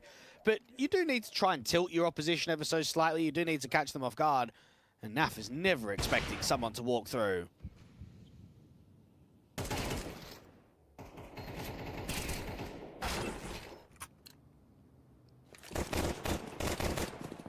Catching him flat-footed, catching him off guard. Ultimately, a play that works for BETCLIC. Third round of their board. Liquid. Oh, nades against them. At least a 3 points of health. Not a positive start on the outside control. spray blind beyond these smokes in hopes of catching a lucky stray bullet. They've got a couple of tags on Clocky, but nothing major. Now, Liquid can play heavy for the outside. You've got Exist sitting back out in the garage. And then down on lower, you can have a fairly quick rotator from the AWP, a friend, or even Clocky to drop from the vent. Now I'm just getting flashed in, seeing nothing around. Not a huge amount of information at the moment.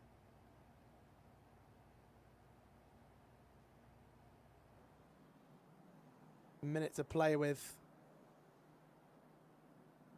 Liquid grouping up on the outside access, going to continue moving forward, and going to continue with the secret angle of access. And again, they've only really got a man in garage to contend them. Rotation have to come down from ramp if they do continue with this campaign. That M4 is going to wait and hear information from players. The bomb carrier maybe. It's actually the kill that comes in against Prism to start things off, nearly getting Naf to drop. 6 HP for him, 3 HP for Alicia. There's a number of positive trades available for the BETCLIC side. Demo finds one of them, shutting down the first, but Secret's been left exposed. No one's rotating to receive him, so that Heaven play going to be an even greater harassment. JT spam Demo down to 12. B-site's going to get gained in the meantime, and there shouldn't really be a retake here from BETCLIC. Friend might be able to get one out from the doors, but they should try and block with Util, get the bomb down in a smoke. Well, 10 seconds. Wilco gets fragged up. Molotov forcing coming to the other side. Good shot on the second man. Clocky gets JT in the meantime. Bomb plant will just come out in time. Nelisia's got 3 HP to win this 1v2. It's all converged against him. Excellent shooting from the AWP. He's got to pick up the big green. He knows that he's got to hit both these connections, otherwise he's as good as dead. Smoky body shots. Demo falls first. Second man, unknown. Flash is sent against him. Block you. Kits available to him. The HE comes sent into his pouch. He does find enough time for the defuse for an excellent retake and a very disadvantageous position for BETCLIC. Well, it's just a schoolboy error. I don't know what Jorko's doing. That smoke is going down. You plant in the smoke. You can't cross out from double doors before the smoke comes in. Doesn't matter where the player is. They can be behind the rafters, up on the silo, out in ramp, mini ramp. Bro, to walk out dry like that with low time on the clock, I mean, that's just suicide. That's an easy connection for the AWP any single day of the week. Offering the round up to BETCLIC. With that extra X factor.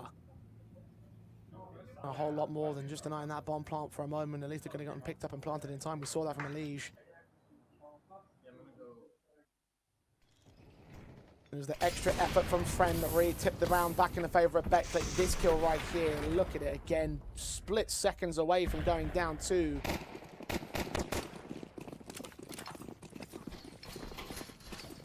Liquid or reinvest. Still got a decent amount of cash in reserve too.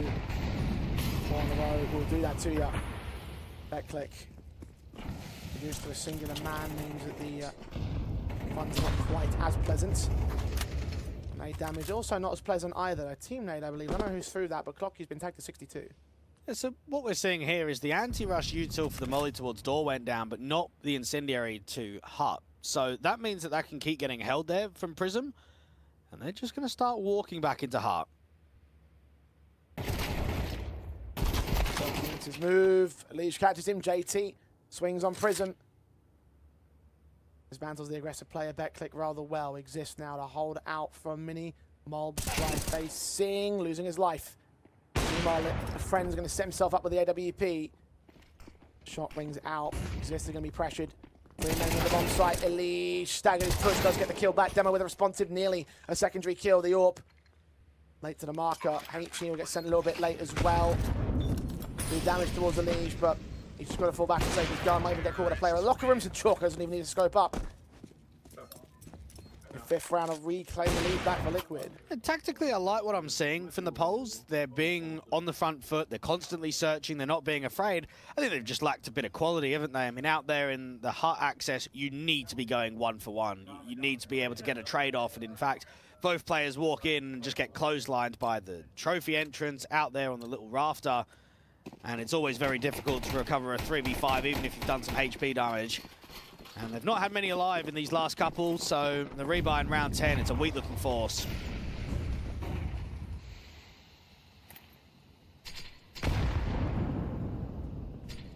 1-0, 1M4. At least the nade placement's pretty decent there from the SMG. Flash in, tries to take the fight. The AK spray does a lot towards him, but Demo gets away with the pick on JT. HE from Prism gets 2 back with the M4 support. Now forced to trade him, so somehow BETCLIC are still forced a 2-man advantage. Another HE comes in against them. Smokes to try and cut them off. Jorko will get baited. Demo will lose exist, try and hold back himself. The CTs reduced in numbers, but the man advantage remains. And the AWP with Friend ready for a wider extension. They don't quite do it. They hug the closer wall until Naf extends a bit too far and Friend catches him. Jorko, 1v3. Excellent utility usage out from BETCLIC. I'm really surprised that MP9 on first contact didn't just get a clean kill. Almost wasted 30 bullets and didn't find anything, but it was the assistance of the rotate from Prism. And now Jorko is pretty much in a just unwinnable 1 versus 3. Friend, close range, gets himself a 5-5. And for the T side, there's another buy on the table, but we're starting to go a little bit back and forth. We're starting to see some scrappiness for both of these teams. Indeed we are.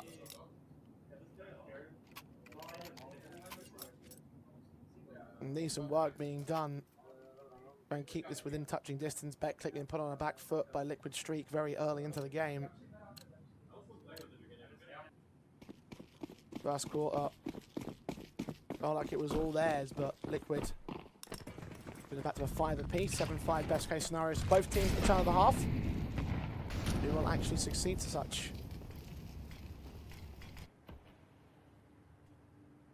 No warps in for Liquid, only the one for Friend.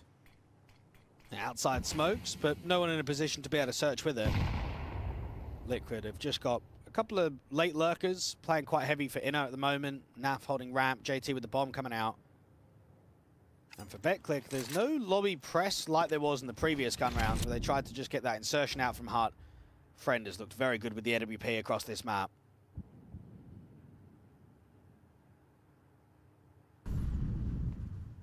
Two men work their way downstairs in secret. Friend holds fast.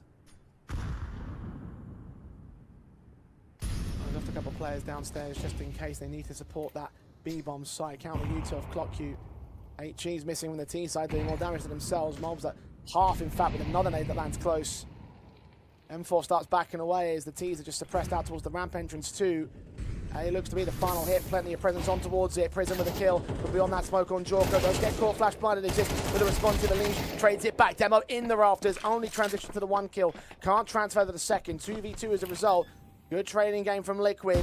HE sent to site though. Oh, doesn't quite get JT. Flash not sent in from Friend just yet. He's going to support the FAMAS on its entry point instead. Shut down by JT's headshot, and Naf comes up with another good kill. And by a margin of 55 HP, Liquid will win 6. Well, I don't quite know how that's happened. That looks so uncomfortable from Liquid. Mistakes the util down from Secret. There's 3 defenders on A. Normally, when time's low on the clock and you're panicking to go up A, the round should be over before the bomb even goes in. You expect a lot of impact out there at Hut, up at Mustang. Really surprised how good those trades are from Liquid. And then, I mean, look at the HE, 1 HP. That would have been bomb plant denial against JT.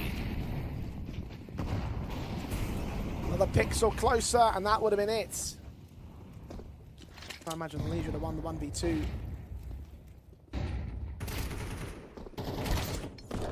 Fight on Clock Q at least kicks things off with HP. Naf gets the opening onto Prism. Of course, it's pistols for the most part here on the CT side. That 1M4 being mitigated, nearly neutralized. Demo's just searching around for contact. Naf, wary of a press. Teammates out there will search. Spray's a little bit awkward, so Demo can take him down. Over a second rifle for the CT side, but can they do anything with it here? Especially as Liquid are entering into the upper bomb side with no more defenders. Just so out of position. Alicia's peppering out there from the Hut. 2 players are now low. This is an impossible retake. You're never going to win it. Nothing short of a miracle. And right now, none are presenting. And being a Friend cut down towards the outside of heaven. Of course, BETCLIC have no choice but to try their hand at a retake, and Jorko will get caught for the smoke on Demo, so that's 1. As Exist falls down the high HP element, 2 rifles remain. Locky immediately put out of commission, and Demo will get spammed up. JT credited with the final kill, and it will be 7-5 to get a half win in for Liquid. All things considered, I'd say that's a pretty good first half. You lost pistol, you lost anti-eco, you got 7-5. Were the rounds clean? Absolutely not. I don't think you're too pleased with what the performance levels look like, but look, you go into the city side, you've got a little bit of momentum going, perfect position to put in a good shift and then try and go towards that third map of Anubis.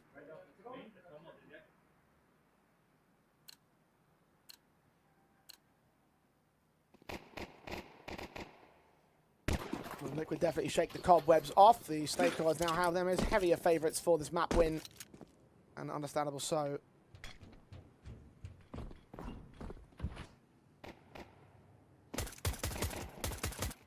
Two rounds to the good. Moving into their CT side bases. Mobs will kick things off on Prism. Execution into the upper bomb site comes into the pistol round already. Players are close. Friend will suss out a lead, but Naf has caught exist in the meantime, so now the 3 men are BETCLIC until to return back from Clock Q and Friend. The man advantage sat in with them. Naf and Mobs quickly clean it up though. And the retake is successful from 8th round of Liquid. Yeah, Jorko getting very loud. Don't know what he's getting loud about. He looks terrible in this best of 3. At least he's trying to keep the vibes up though. And I mean, I think when you look at some of the Liquid players, I mean, you've got Naf, you've got Elige. I mean, you don't really have loud voices, do you? You don't really have guys that get pumped and get brought into that sort of environment. So maybe that's what his job is to be, try and be the loud guy of the team. I think for Naf, that was proper quality. That retake didn't actually look that promising. You're getting players cut from heaven very quickly, players out from main also struggling, and then he just starts delivering with the Julies at close range.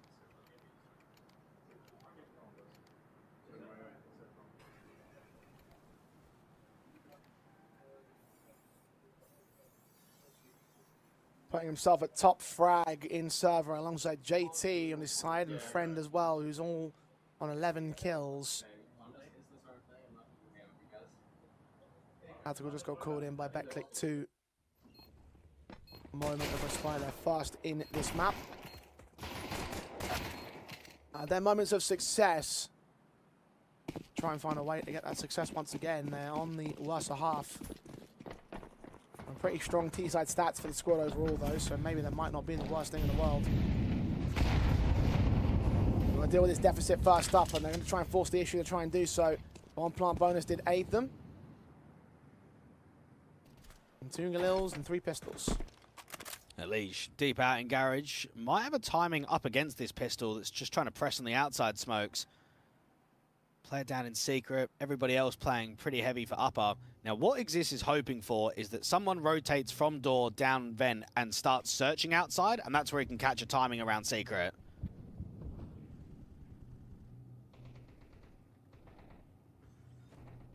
A lot of space gained by Exist here. He might try and break the windows in a T roof at the same time that he breaks the glass.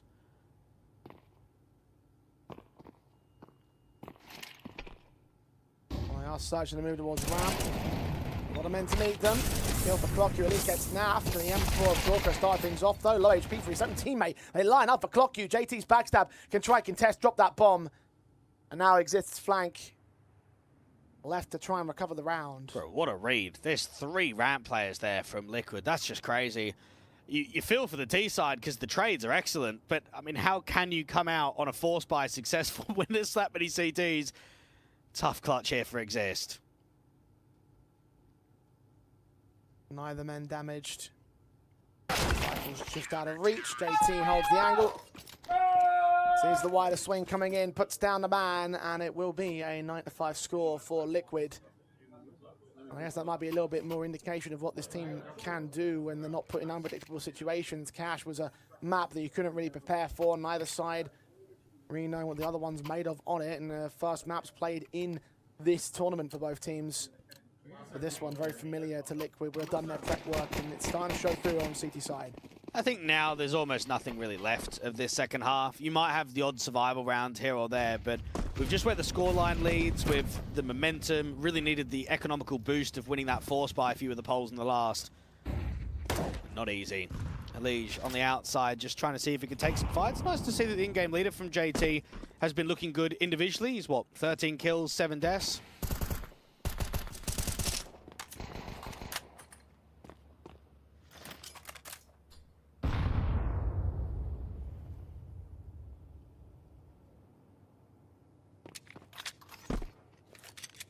He's pretty all right with the kills over on Cash too.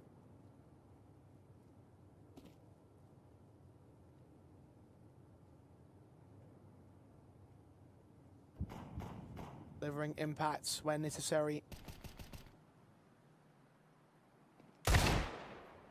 And we can provide here the M4 outside access for 3 players of the CT forces. It's Jorko, last man to take down. JT with 2 of his own. Had his stats a little bit more so. Come over the PT50 as well. Light up on the A-bomb site. Can get 1 trade back, but losing the bomb, losing his teammates. The secondary kill is coming against his opposition. But no third tertiary one, so Liquid are flying now. 10 to the board, 5 to the good. Rebuy will be available to BETCLIC here, one that they need to turn into success, else indeed it will end up being a quick and swift end to Nuke.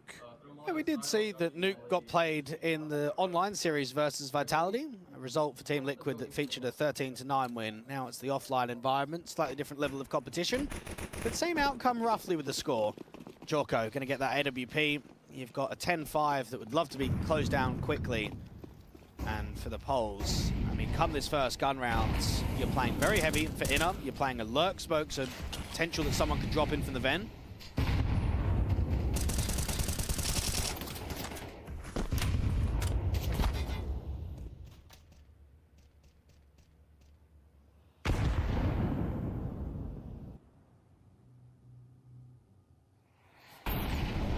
Outside edge has been searched for on the CT side from several angles, but it's an inner take. That's just through the skylights, player up at heaven. No man on the center bomb site itself. Retake available to Liquid. They're going to back away from the utility for the time being, try setting up the utility of their own. We don't see that very often. JT was playing heavier for the outside, and there was just no A anchor. Now this might just be a safe call. Unless a kill presents in the next 10 seconds, you hold on to your weapons and just look for exits. Being watched from all sorts of avenues of access. I think the only players that are not watching is the outside and heaven control. Lobby being knocked off by clock. Will search. Get killed off. As you said, though, need to be relatively quick on those casualties, so I look for the exits. And kill from Exist to deal with JT, Liege, and Naf being pressured, pressed against. Go down that lower bomb site. The players that remain indeed remain in full here for the BETCLIC cap. Close that gap a little bit more so here, try and get things G'd up here on T side.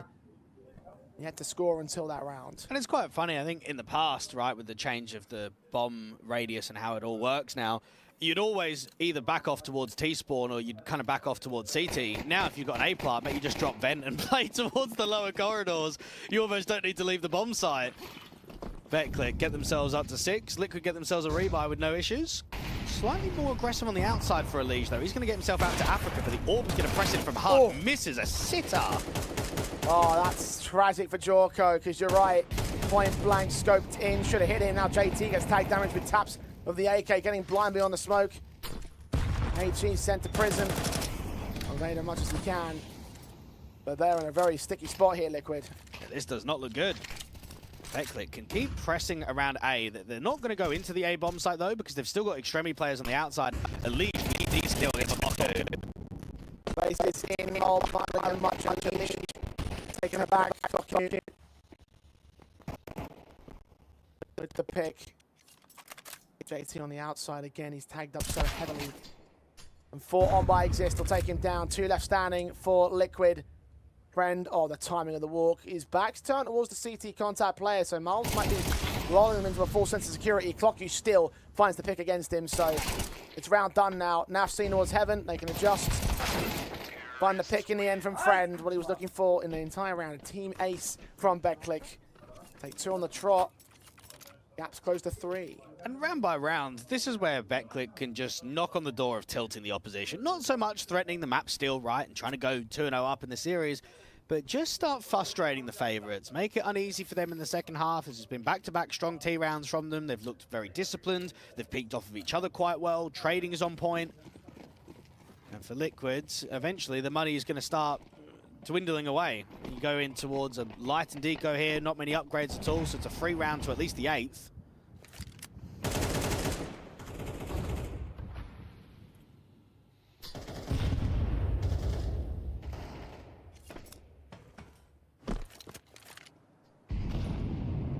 BETCLIC.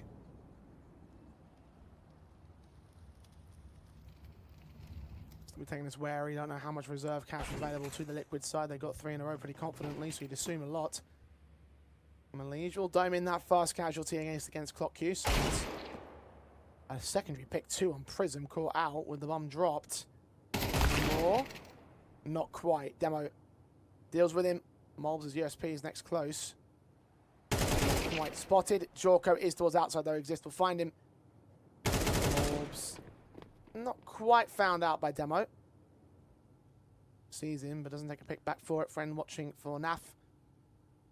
It's a 3-on-2 with rifles in support of Apogee, so don't expect there to be much more from Liquid. Well, this has been extremely well handled. Anytime Malige gets 2, you're going to start getting very scared that there's something still left in the round.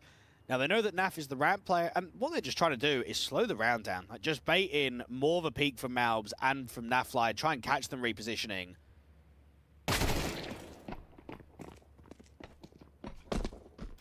Miles gets caught with his head turned away. Naf alone with 5-7 in hand in the hopes of a exit frag or 2. Bomb has been planted. Escape to the roof of lobby. Then we got to pick on an escaping T-side player for an exit frag, but the round itself is of course going the way of BETCLIC. 8 to the T ball, trying to contest this game once again. And Naf has got himself an AK, and he might be able to get an exit frag too. If he can hold on to the rifle and get one more and just damage that T-side economy ever so slightly, you'd be very happy. Going up on the roof. Terrorists win. Naf happy they can see the position.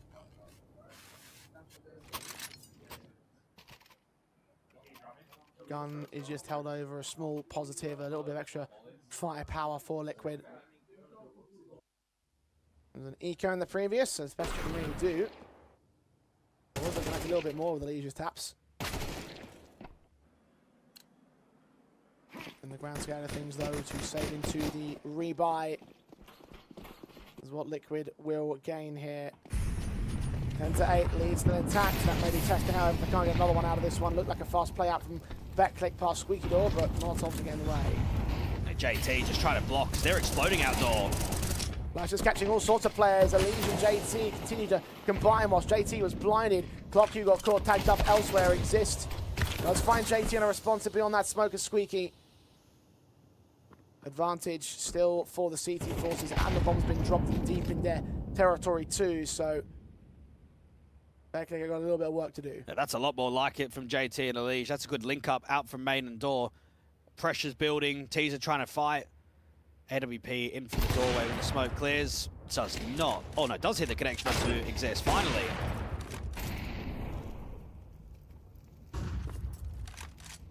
Look for a second like he didn't, but yeah, he did. I really didn't think he did.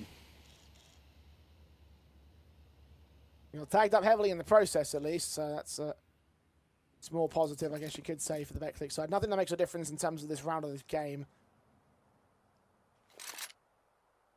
Close to catching the man, ultimately no cigar, so it's number 11 for Liquid. A shutdown kind of round.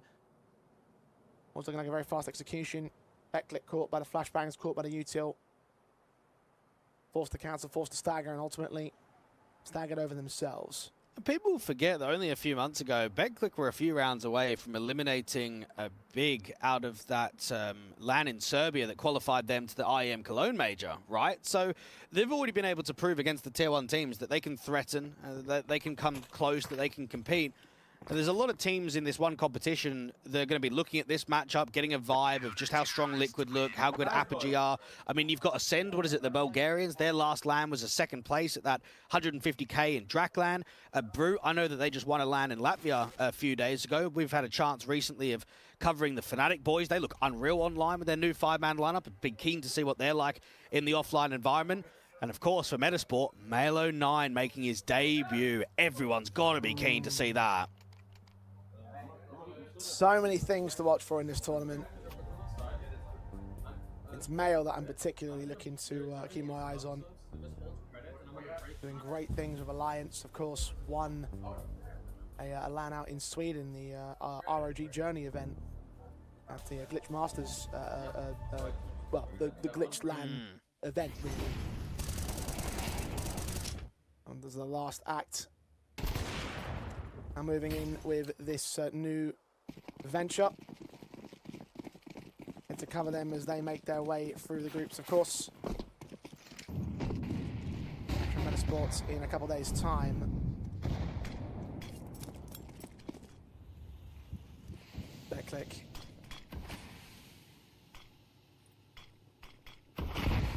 By the rifles, outside access taken with the smokes underway, and AK over the CT side will try and challenge. Now pick that one up in the previous round, adjusting towards Exist will take him down. It looked like it was a lazy pre-aim there from NAF down in secret, but still wins the fight anyway. NWP blocks at ramp, just like they do out from door. Prism needs to get a clean entry. Orange AT in clock, he's responsive. That's a secondary one that's a little bit more clear than the first. And a 2-for-2 trade that brings it back to evens, a retake on the table for Liquid. Well, I don't know if it is. Like, does something present here? A save feels good. You've got an AWP and double AKs. You go in and you waste all the investment come the next round. There's only 2 rounds as the diff. Prism pre-aiming out towards heaven. Oh, Emma might offer up what he's looking for. No, backs away. Couple feet away from going down, so important move to make. Jorko does get fragged out by the AWP friend in the end, so another AWP v AWP battle lost to the young man. Another round gained for BETCLIC within 2 of Liquid once again. They will save 2 guns out of it at least. Money state and should present to a decent enough buy, I'd say. Liquid. Once again, not allowed to get out of the woods in terms of the opposition's suppression, in terms of the opposition's potential. BETCLIC will not let them get away with an easy map. Well, the Bulls have definitely looked better in the second half than what they did in the first, and that's saying something being on the CT side to start. They won pistol and anti-force, and then after that, they didn't really win many gun rounds. They've come into the second half, and they've kept things very competitive. 2 rounds is the difference right now. Heavy for the outside. The NWP's got an excellent spawn, so an opening pick is being attempted, but it goes the way of Jorko. Revenge for the last round. Friend put down. Emma, in the meantime, starts walking out of ramp on a solo mission. Not watched the red. Jorko's going to reposition that AWP and take a swing back, which he will lose. So from excellent start to not so great follow-up, and NAF can't do any better. Elise tries to, but Prism takes him back. Bomb at least revealed and tagged to 40 HP. But Malb's going to start searching and try and catch a kill elsewhere. He's going to use his man advantage. His back will be turned towards Exist, and indeed it is as smoke fades. Revealed himself, JT. 18 kills deep, top fragger for his side, but no control of the A-bomb site, which is where BETCLIC are headed. And definitely no retake this time. Yeah, Jorko has showed a couple of cases of the classic Draken 30-degree window. I mean, that's a sitter out in hell against the ramp entrance. The first kill was a good timing against Friend on the outside, but he needs to be landing that connection, and I think this is where pressure really starts to build. This has been, what, 5 out of the last 6 rounds being won by the T's? Mate, they're coming for the 2-0 right now. They are coming for the upset. Well, this would be quite a shock, as if we haven't had enough of those over the course of the last 2 days, have we? And look, I'll be honest, I would have never expected this game to be as competitive as it's been on Nuke, but I mean, when I saw the odds from Stake at the start of the day, I'm like, nah, man, like that seems extreme for a team that's only just brought in Jorko and JT against a side that is pretty good on both Nuke and Anubis and have got 2 stable cores. Like you can see the vision, even if you never had the expectation of this being an upset. Right, let's see what we've got. Let's see what's on the table. Let's see what's on the cards for Liquid. Nothing for this round. Deagles only.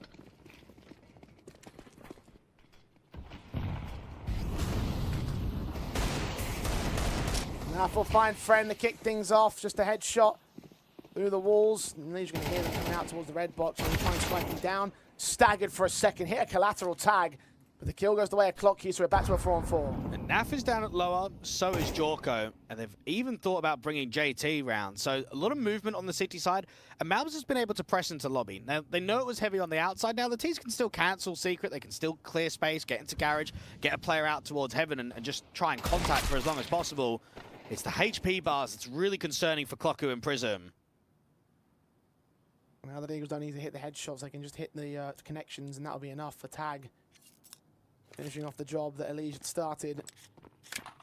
And JT's searching for it. Will start to fall away. Gives some space over towards the T side, who are taking that access anyway. Moving slowly together. AK's in hand. Molbs. Not on the bomb side directly, but back at lobby will call for information, will call for rotations as soon as he hears the footsteps on site. 40 seconds. All about the search right now for the T's. Now, you expect that if it is going to be a lower play, they need to get a molly out through the glass and towards that double doors. That's the only way they can protect the plant from going in. They didn't clear secret.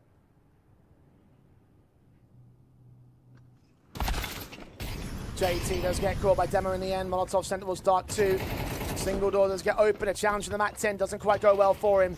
10 seconds. Bomb plant safe beyond. A harder cover as Jorko swings in. Moles will get hard. Demo will be watching for him. Swing up the Deagle spam. Doesn't get his kill. And BETCLIC have just equalized this scoreboard. 11 apiece from Liquid's commanding lead of 10-5. And one more round to steal the map point first. It's game on from the polls. And Sparrow knows how many times as a player he's been in this position, right, where you are legitimately 1 or 2 rounds away from causing a massive upset on LAN. BETCLIC with their LAN debut, just bringing these Coalesce boys over, are 11-11 on Liquid's pick of Nuke.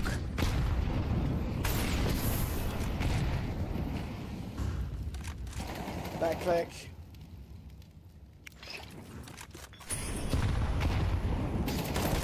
Outside access taken by Elige as he finds Exist down to 20 HP for himself. Clocku being evaded, wary of the potential fire that could come his way from the top of Mini.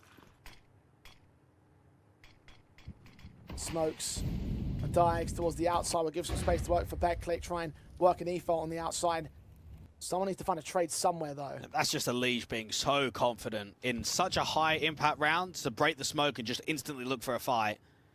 Now the T's know that he's low and they're scaling. Elige has now received that AWP off of Jorko because of the low HP.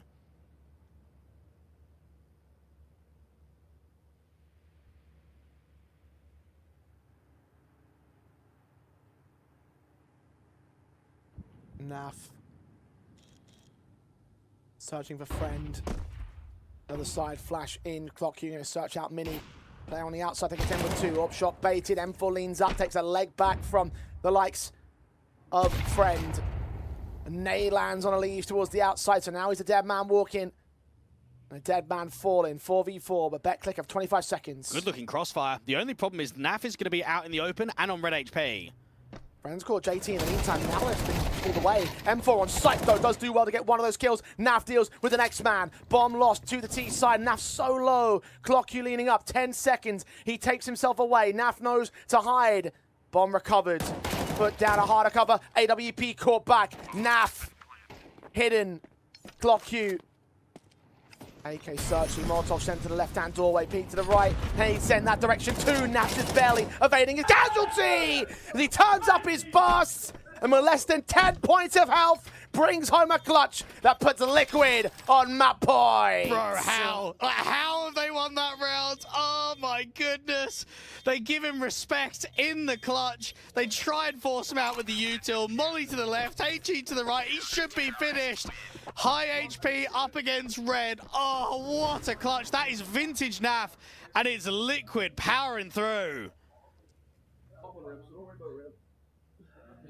Huge round. Yet to see one of those classic moments. Huge hero-like plays. And Naf delivers in whole.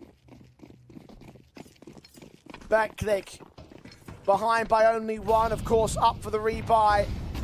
But surely should feel like that should have been theirs. Elige on the outside, contested by Clocku, drops off from Silo, gets his pick in, starts things off, disappearing to Africa. The Orba Jorko's watching for him, but now can't contest the rest of the outside. Molbs in the meantime deals with Demo elsewhere. Top of the hut, AK upgrade, 4 on 4. Bullish on the outside from the T's to try and hit them with pace. Down towards that lower bomb site, you've got Malbs that's rotated in from the door, and he's upgraded himself from an MP9 to an AK after that door pick. And now holding for headshots. I'm going to get friend boosted to check the double doors entry path first. It's all down to Vents and Decon for the time being. JT looking to lean. Trying away towards the back line. Good shot for Malbs. Attention drawn away from JT's double. And now Clock remains alone. A 1v4. Oh dear. Apogee.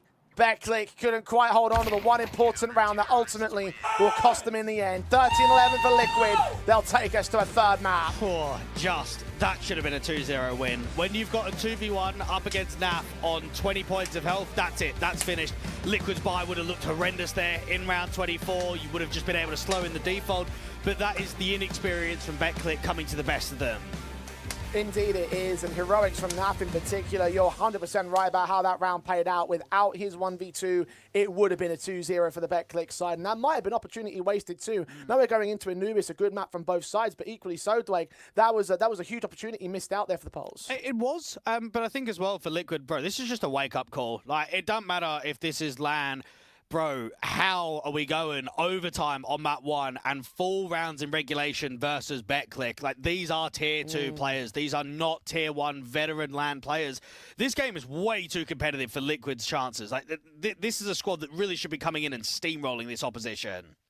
100% you're right about that much here. It should have been a 2-0 from the outset based on the rankings alone, but the reality is that they are struggling at this present stage. They are a brand new team in terms of the 5-man unit. They've just had some new additions. They've just brought in JT, just brought in Jorko, so they're still clearly trying to bed situations and bed the protocols together, because otherwise it wouldn't be nearly that close. I imagine the talents on the roster would definitely stack up to be able to overwhelm these guys otherwise, but the reality is that you are a bang on. They are being tested on the part of the Liquid side, so they will survive, move on into Anubis. Before we get to that point, though, we've got Coach DP still down on the stage.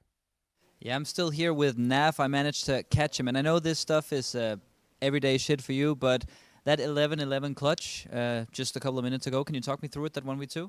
Yeah, I don't know. I played it right, I guess. Got a little bit lucky, dodged the nade, survived with the X amount of HP that I had left, and yeah, just won the aim duel.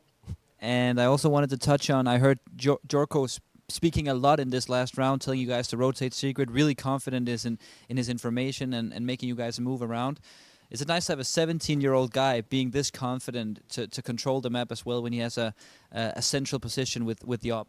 I mean, yeah. I mean, it's an extremely important role within the game, and he needs to speak up and talk, or else we're gonna kind of like lose maps. So it's very important with a role like that. So when you're always constantly moving, you always see the entire map. So you need to take charge. If you can't be a pussy in those rules. Well, that's true. Well, couldn't say it better. Back to Dwayne and Jay, and ready for the third map in a couple of minutes. Indeed, a very exciting one. Could be up to task here. Dwayne, we talked about the possibilities of Anubis and how both teams like it, and well, now it's going to have to be that final battleground. Considering what we've seen in terms of closeness, the overtime for map 1, the 13-11 for map number 2, there's potential that this one could also go down just as far to the wire. Could be an absolute scrap fest for both sides. Yeah, I think so. I think for BETCLIC, though, confidence has got to be higher going into that decider. It's almost as if Liquid survived, whereas BETCLIC are overperforming, right? I mean, when you've just brought in a brand new core, that's a lot more than just bringing in 2 newer pieces. And I think at least for BETCLIC, they've not had the chance of playing LAN officials, right? At least Liquid got the chance of playing Spirit only a few days ago. They at least got to that environment and got to play together. BETCLIC looking really good touch and are looking to try and cause the upset in the decider. And they could well do so. It's equally on Liquid to try and turn up their 2-1 series this time and take their spot in the playoffs as first seed of Group B. Anubis will decide it all after the break.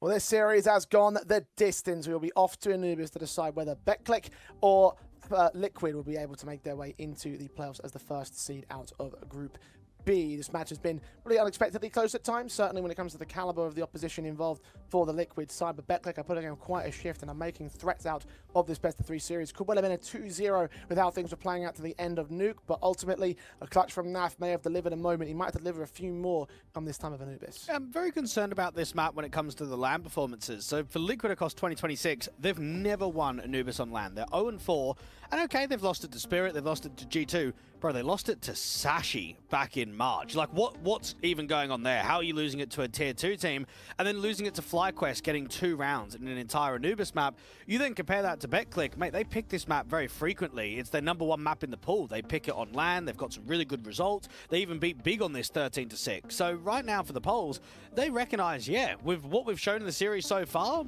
look, we could have even picked Anubis in this one best of 3. Let's try and give it towards Liquid now.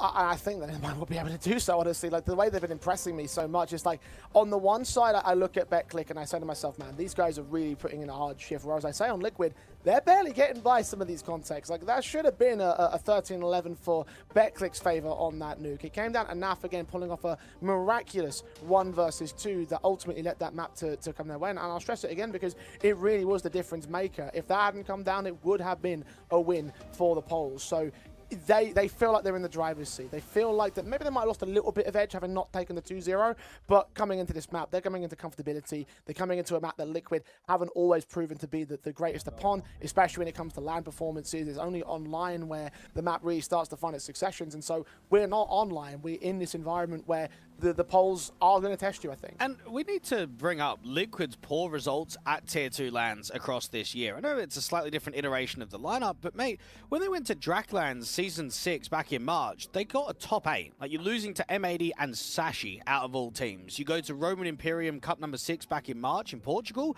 you're losing to Familico in a best of 1. You're losing to Gaming Gladiators, knocked out in the semi-finals by OG, knocked out in the 3rd, 4th place decided by Alliance. Yes, they're known for playing in the IEMs and the Tier 1 circuits, but in the few occasions that they've dropped down to these Tier 2 events, not only have they not won them, but they've been getting knocked out fairly early.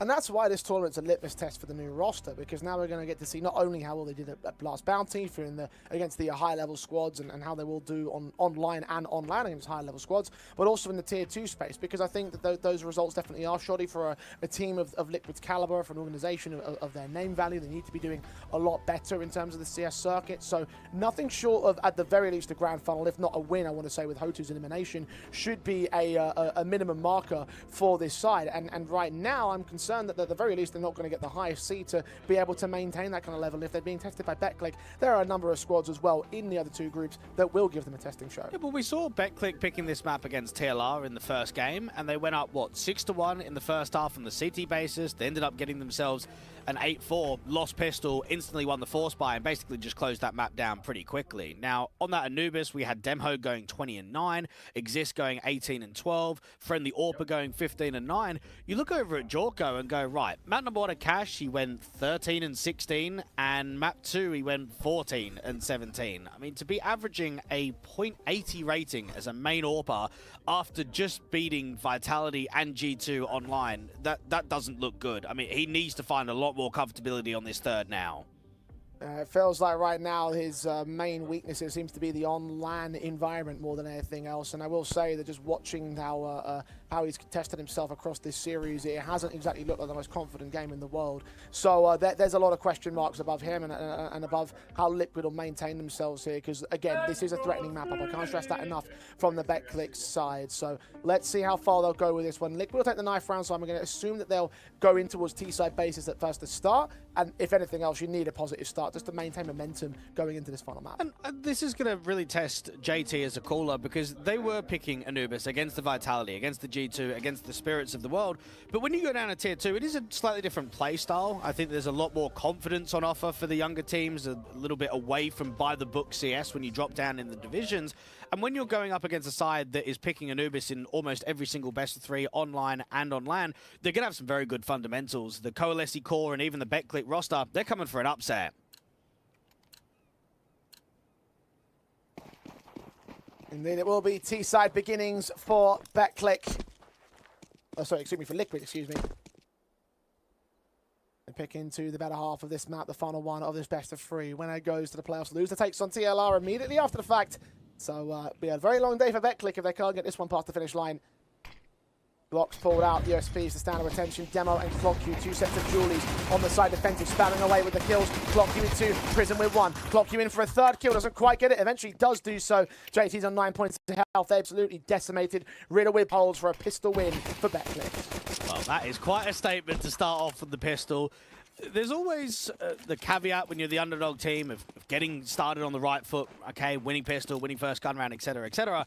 But when you can win a pistol with 5 alive and you've just farmed them, like everyone's getting destroyed, everyone's getting pumped, that's when confidence is really high and that's when the belief really starts kicking in. For JT, I mean, even 1 kill feels impossible when you've already been goosed down to 9 points of health. Demo takes a little bit of a fight in there from the canal around Electric, but Liquid get off to a slow start on Anubis. Something they can't really afford at this stage of the matchup. They've lost all 3 opening pistols. I've at least gained all 3 second half pistols over the course of this series. So they can keep that trend going into the second half of this map. Up for now though, down on the back foot. No bomb plant bonus obviously. Liquid been tentative to force buy when it comes to lacking funds, so perhaps early rifles will be available to them.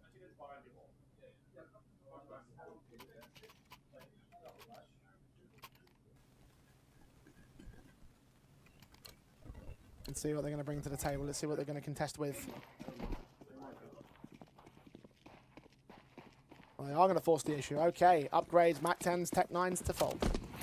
A very quick play in towards B. Early smoke, go for the pop setup. No one on B directly aggressive. Everyone's sitting back and playing passive. ClockQ and Prism hold the 2-for-1 trades. Adjustments a little bit awkward. The M4 running out of money there. Running out of ammo, I should say. Money contesting on the SMG. A friend does get shut down by JT, protecting that bomb planter. Now known in the exact position. Exist doesn't quite catch the info onto Nafly over at Glyph. Spray through that smoke will get dinked up, but Naf will get the kill alongside Jorka with a responsive. So that slow pistol round start turns into a very confident conversion win. Well, right there, that's very poor from the site holders. When you're sitting back against any kind of B-pop, you have a huge advantage because you've got range. Now, out there from Glyph and Electric, one of those guys needs to multi up, and they struggle, they're whiffing, they don't get away. And then, I mean, that's even courageous in a 3v3 to think that you can walk through that electric smoke and hope to catch a timing. You're just being watched instantly. So that's a failure there from Friend. And for Liquid, it's the perfect response.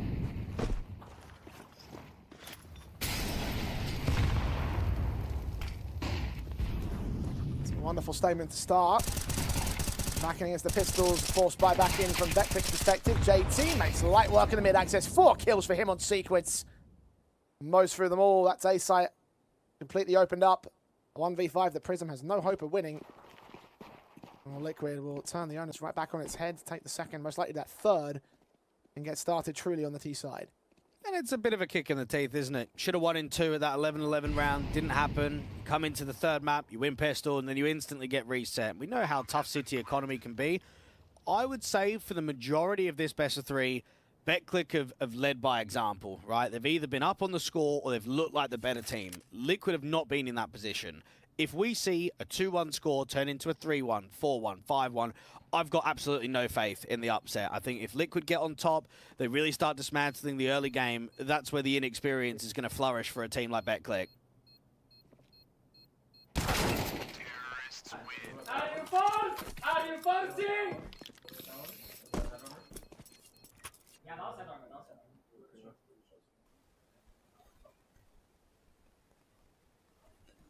Elements within the Liquid side happy to get loud at this stage. Keep your confidence together, keep your hype on lock, your spirits high. Liquid.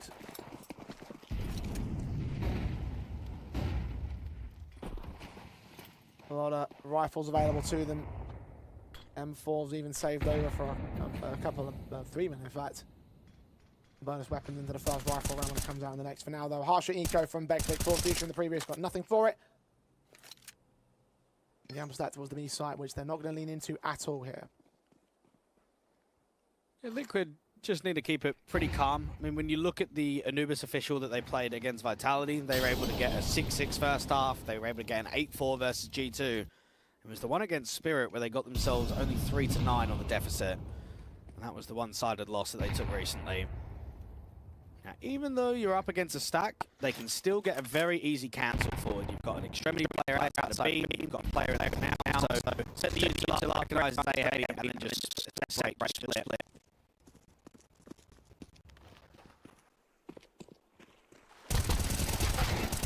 Well, fight and lose 1-for-1 on the trades. Now recognizing the gamble stack, the bomb's going to stop its rotation, hit the B bomb site. The walkout from Naf will confirm it. You'll get one more kill out on Molbs.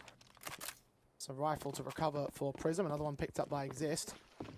There were AK who go for the save call with the M4s and the 2 men that dropped. Might lean in for one more frag, force out another reinvestment. Try hurt the economy state of Liquid. And on their own reset later portions of the matchup. This will tickle away at JT's HP bar. Naf goes searching in from the window, just missed his mark. Does catch his man in the end. JT check this corner, does go for another kill. The AK will take him back. And Prism will keep a hold of that one rifle. 3 players worth of damage for an eco round, not bad from BETCLIC. 3-1 down, however, now need to get on their high horse and get back on the rifle buy. And I could be easily convinced that if the Poles aren't winning this next gun round, that's it. That they are just finished in this best of 3. I think when you're facing a tier 1 squad, when you nearly 2-0'd and you get sent towards a decider, you've got to have things going right for you early. Otherwise, that's when you're going to get pressured. Maybe that's where greed starts coming out in the overall play style of the individuals. They need success right now. And the unfortunate nature of winning pistol but then losing the force buy is that you get into the first gun round, you don't have an AWP, right? So instantly from friend, you don't have that damage dealer. As them falls across their board. A bit more lenient to BETCLIC turning situations back. I mean, they brought that comeback in Nuke after all. Didn't finish the job, but from a 5-10 to 11 all. Like I mentioned, the T side of Anubis is something to always factor in. And we'll see how well they'll contend here. We've got this rifle round for the time being, which they're going to give a lot of space over towards the T side with forced out the mid control of Naf, JT, and Liege. 2 players swing. One tanks a lot of damage, but once again it's JT to open up the frag counts. The blind sprays in towards the next man. Close friend will get caught by a Liege. Only one man to hold a demo, but I hope that they're all grouped up. One scene, a Liege, perfect flash timing will give the kill over towards JT. They will lose one in the exchange. But the round has been taken by Liquid. Yeah, pretty clean. BETCLIC had a lot of players on the back foot rather than actually challenging map space. I'd say that duel looked a bit awkward out in Temple. Looked like it was going to be a duel swing, and it's a bit of separation between Naf and JT, but they still hit the good connections and use their utility and the protocol nicely to get through camera and pressurize A. Exist and Clocku are attempting to save. You've got a player outside of B, another player back in spawn. Liquid get their 4th. The hunt can come down from Naf, not quite to Clocku. ensure that he stays alive. Might present an AK in the later portion of the round.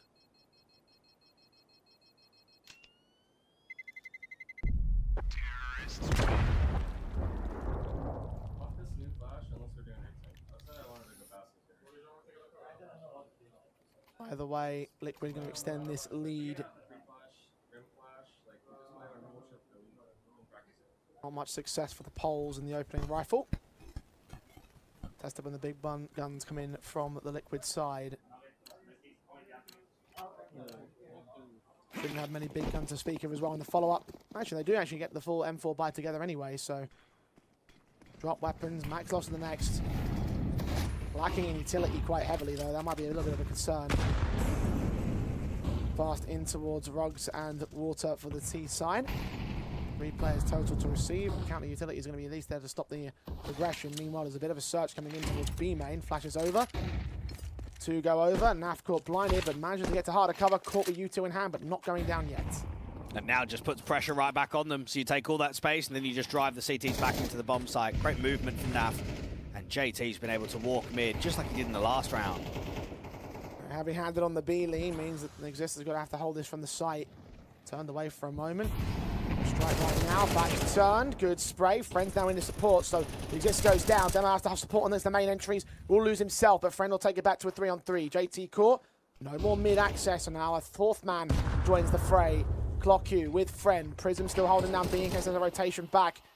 It looks like Liquid are fully committed here. Bomb plant will be tapped and stuck. Naf be concerning towards the mid-fight. Spray's good, but not good enough for the kill. And knows that there's 2 players out there to heaven. Knows that the last player's got to be a rotator. Yorko, turned away from Friend. A little bit of noise being made by Prism. Nearly offed himself up, but the back's turned. Good kill. Even stances. M4 fights back. Leaves that second player. Tagged up on a leash. Clock you. Needs to act quickly. He's got no kit. Making noise to the bomb site. AK jiggles. Looks for the headshot and Leaves lands it. Nice, bro. Another clutch in from Liquid. Posting yet another here on Anubis. Well, fundamentally, they look poor. I think for the majority of Cash and of Nuke, the tactical basis was very clean from BETCLIC. They were advancing. They were looking very positive. You come out towards Anubis, and JT is already camera. Yeah, they're pre-aiming him, but they're not in the greatest of positions. Yeah, it's a bit of X-Factor going the way of Elise right towards the end. But from what I'm seeing on the defaults, I think there's too much respect on offer, not enough movement across the map. In a round where they surged all the way out towards B main 2. Orb is at least here for Friend to hit a shot on Jorko. Prism with a follow-up, Elijah for training right back. No split players in, so no threats towards Electric. Just these main presence players alongside a main press from Demo. Cut down by Mob, so we're back to a 3-on-3. That's an easy kill for Malbs. Demo's going to be frustrated in himself. Elise tries to walk out there from jail, tried to get the edge of that lip smoke, but Friend is watching for it. It's a strong pre-aim. Pick secured. Advantage well and true exists now in mid. JT's going to check this corner.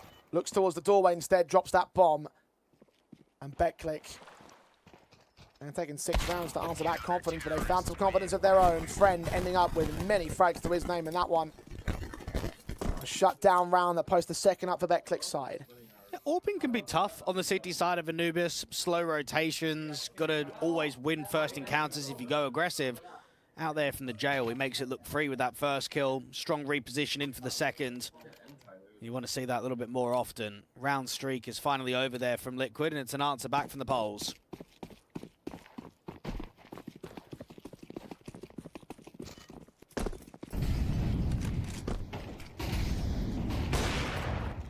One player seen out on the T side. Jorko only tagged up by the Orc battle. It takes down Clock You and a swing back in. Trying to get himself G'd up here. He's had a very awkward series. Have an awkward round himself, hitting that one connection on 32 HP for the rest of the play. Well, it seems like it's just a standard A exec. Get yourself in with a camera smoke, maybe bricks molly, get another molly out there towards the entrance of the default. No one on A. The CTs are looking to try and make an info play towards mid instead. As the util comes down to that A-bomb site. The fall back and save, seeing them already escape towards Temple, escape towards top mid, they actually rotate back in all the same. Passes are sent, the AK spray comes up good from Elise. Demo can take him from beyond that camera smoke.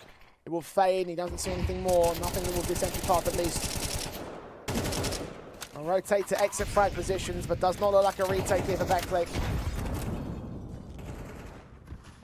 Struggling to get themselves involved. Even with a good lockout round, the follow-up just is not there. And you can tell me, it doesn't matter what the percentages might say, Jay, of T-side versus City-side for Anubis, they're getting pumped. Like, they're just getting fried, okay? And you can't come back when this is the case. Liquid have not looked threatening throughout the majority of this best of three. They are now. They've really stepped up their performance when it's come to this third map. And for BETCLIC, it's kind of gone from them dominating to them now just surviving, just kind of holding on as these rounds pan out. I'm not sure what they can adjust, because I think they've made adaptations. We saw the round where they went 2 towards B main, they didn't catch off NAF. They go aggressive out there towards Electric to look for the opening kill towards Water. They get a leg shot, then they lose the AWP pick back to Jorko. They are advancing, they're getting on the front foot, they're just getting outclassed by quality at the moment.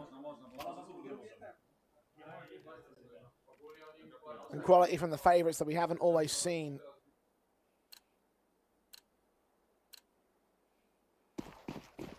Definitely seeing it now. 6-2 on the Liquid board.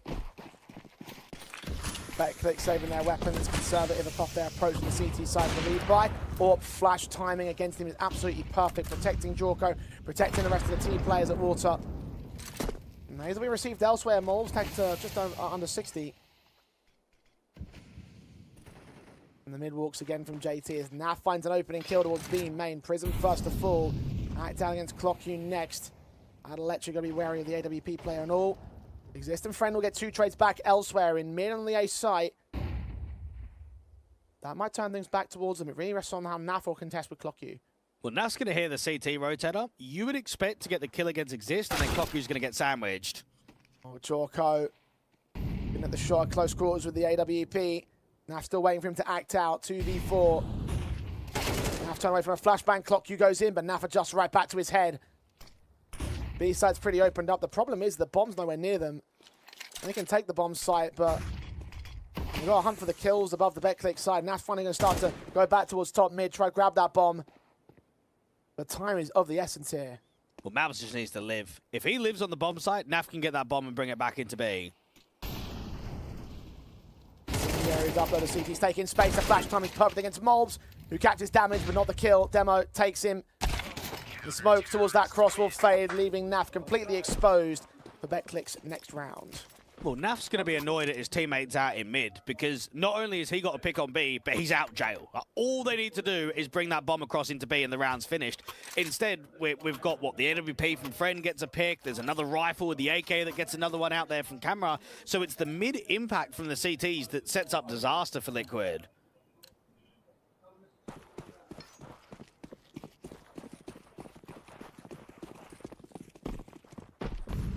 Picks from Friend and Exist. Friend providing as much as he can in this matchup thus far. Elysian Naf going to cut down ClockU and Prism on the contrast. Exist has done got a lot of work to do. AK on site, flashed off, seen there. Good engage from Demo, who lines him up. Triple secured, will burn at the back lines, but he's done enough to be the hero. The last man of JT known, the bomb dropped as well. AWP in contention, HG to try and clear the space. They're going to wait for the captain to make the move, the aggressive stance at half HP. Surely he's locked out of this round. Surely they're starting to get rattled now. Oh my goodness, double entry instantly. All you need to do is guns up, get the trades out on B.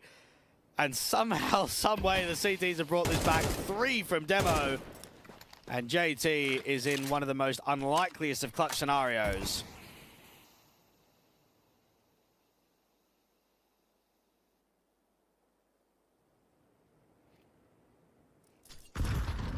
Going to isolate the perfect fight. He's snuck in to grab the bomb, and I think they've recognized that they've lost it. So, beginning their rotations. Exist hears him. In Comet over. It's not mid. Hold the A site. JT. Or scoped in to see the shoulder. Connect onto it. And waste no more time.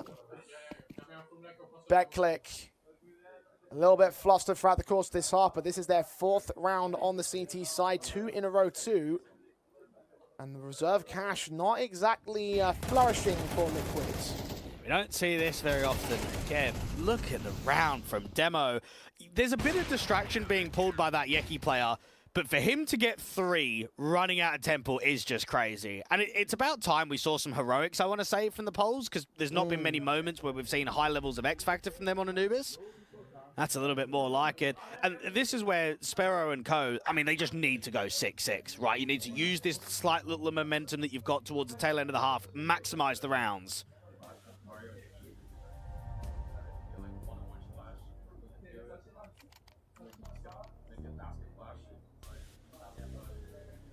Two rounds still to the good on Liquid's lead, but this T-side advantage could evaporate right in front of them.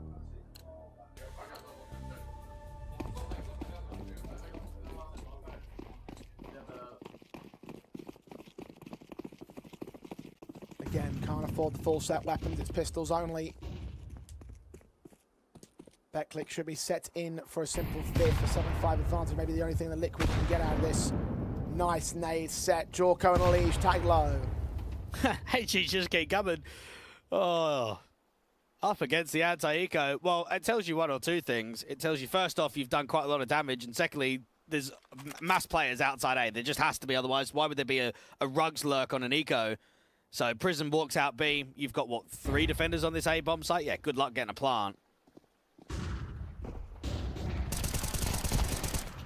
Hold from Demo's good. No mistakes made, nothing punished on Liquid, nothing available for them to punish. Jorko, rough time in this series and couldn't do much at 19 HP there at a pistol and a 1v5. Mowed through. BETCLIC look locked out of the CT basis, were getting pummeled at a certain point. Now, the landscape of the game starts to shift in their favor. Go evens on the CT side. Go to that T side half. And just make monstrous work out of this final map to take down Liquid in what would be the shock of the tournament thus far. An old core with new additions. Flash is sent, Morbs catching none of it. Kill gets found on the first demo. Second man does get traded back, but at least got another one in the meantime. Galil back at Jorko, does find his 2 returners. And Liquid responding kind, so it will be a 7-5 half advantage for them. No even stance of BETCLIC, but they've done a lot of work to bring the gap back to a manageable position. Yeah, good to see the pressure out there towards A, just kept driving those CTs forward, and Jorko didn't get caught in the open or with nades out. He's got his weapon drawn, he's anticipating fights. Nothing that Prism's going to be able to do in a 1v4. So Liquid will be very happy with the 7-5 advantage that they got. They put themselves in a good performance. They look a lot cleaner. And this match might have similar vibes to the Ho2 upset. I know that Ho2 aren't a tier 1 team, but at least they participate in the tier 1 circuit, both online and on LAN. And for them to go down to EAC, I mean, that's just an unacceptable loss, right? That should never be happening. It should always be Ho2 topping out that group, getting themselves a good seed into the playoffs. So Liquid just need to recognize that that's happened already, and I suppose just respect the opponent, right? That's all that can really be said when you see an upset like that yesterday.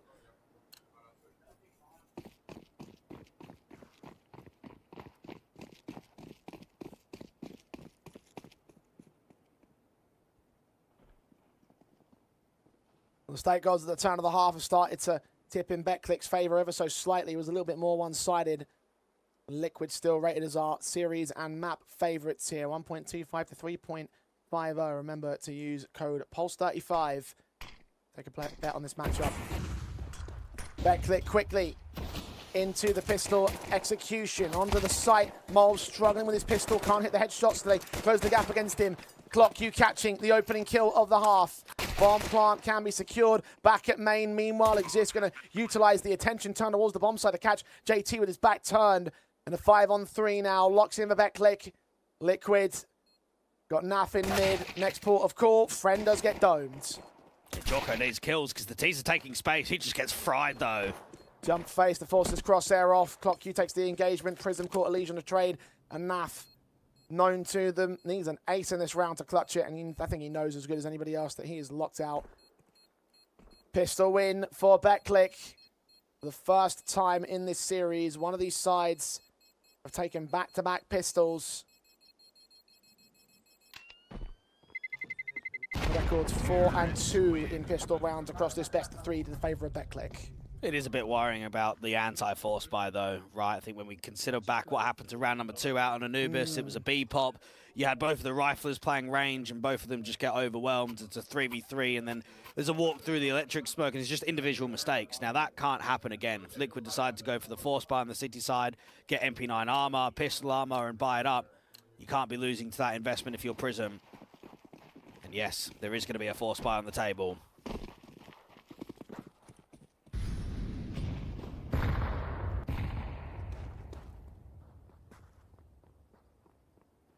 BETCLIC need to hold their nerve.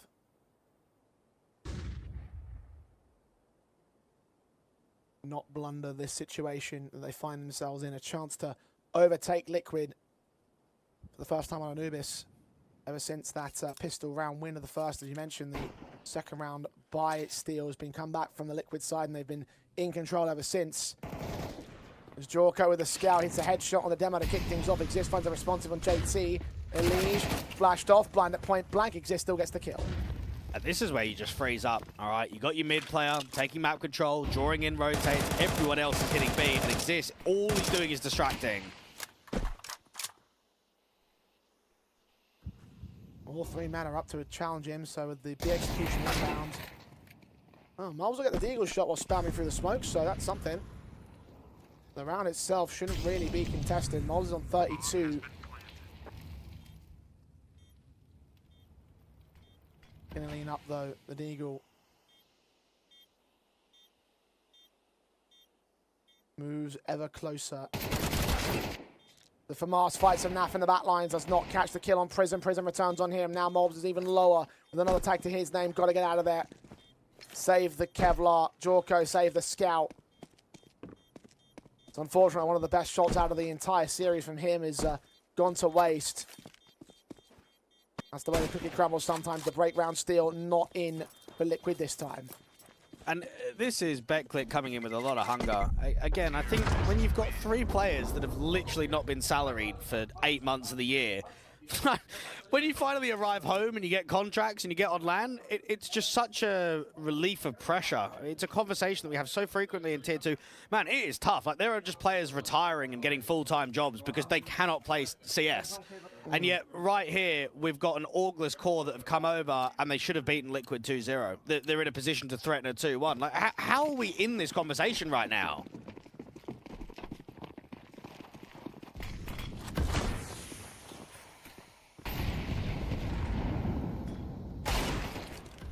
Good shot from Elige. Wants to try and provide the excellence required for his side. Caught by that flashbang just as bad as the T side were, and JT's access and search towards mid does not yield similar results. Elige. Oh, that's another good headshot. The blinder of a kill. Demo's forced to trade back. Naf himself is low HP. A side is a little bit open. Scout in from Jorko, tucked underneath for Prism.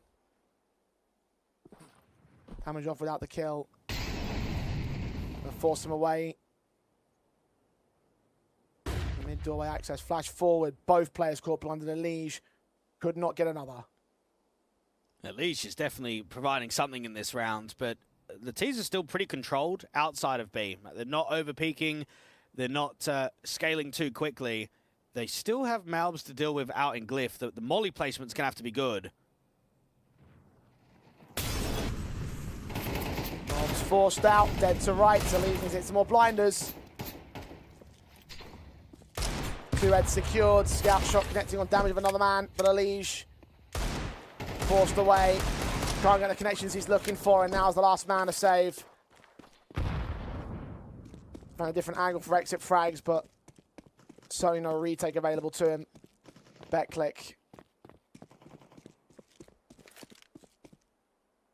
take their 8th T-side round up now on the lead, ahead of Liquid, who will bring their true rifle buy into the next.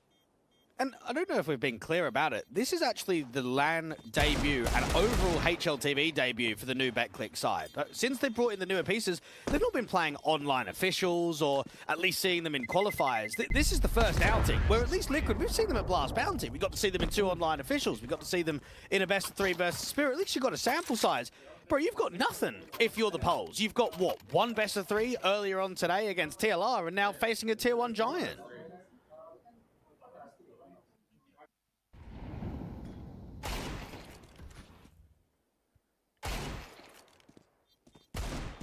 Yeah, here they are, holding the advantage.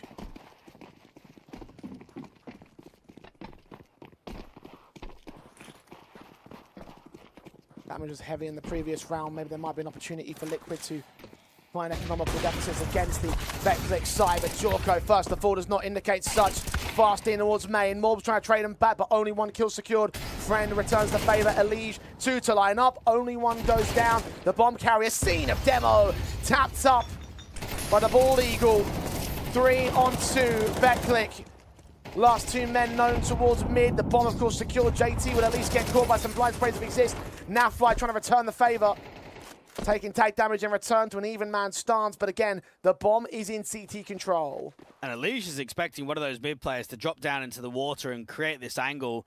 The NWP just wanting 1 to fall back. That's an unbelievable hold coming out of Elige. Seriously good crosshair placement. But it's still a 2v2. This is still workable for the T side.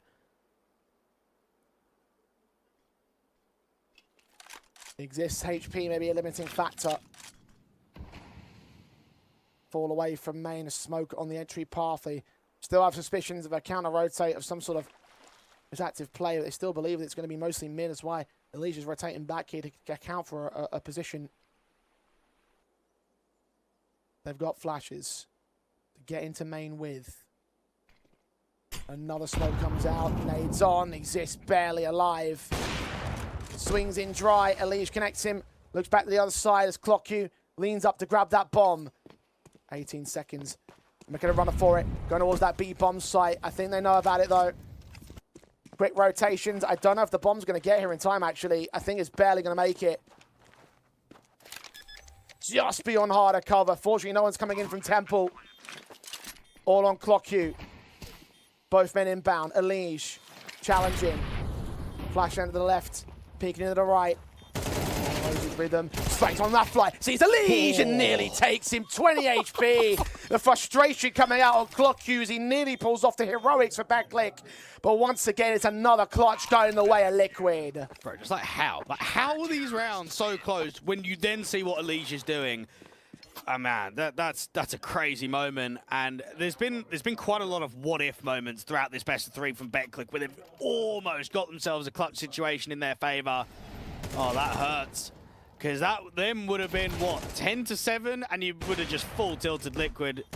Incredible hold from Elige out there on the A bomb site. 20 points of health. Oh, just 1 more bullet away.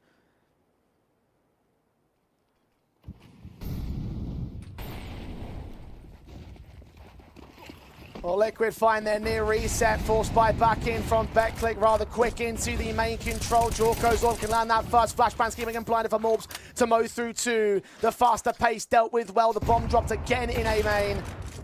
And a 1v5 for Friend to play with. Tech9 pulled out. Jorko hits a stunning flick.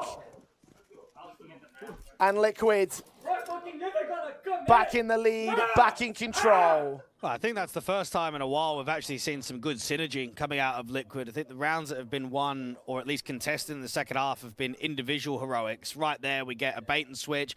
The M4 provides quite a lot of damage, while the AWP is also doing the same. And for Liquids, I mean, they definitely opened themselves up for this comeback of BETCLIC, but now it's like, right, let's lock in. We've got AKs to work with on the city side. We've got the economy in a really good position. Teaser on an eco. Let's start farming it and closing it down quickly.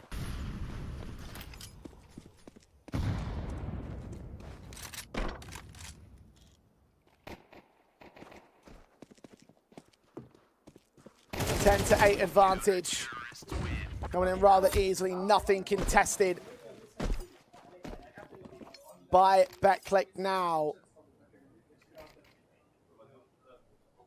I'm Sparrow, I'm calling it tactical right now. You've really lost control of a lot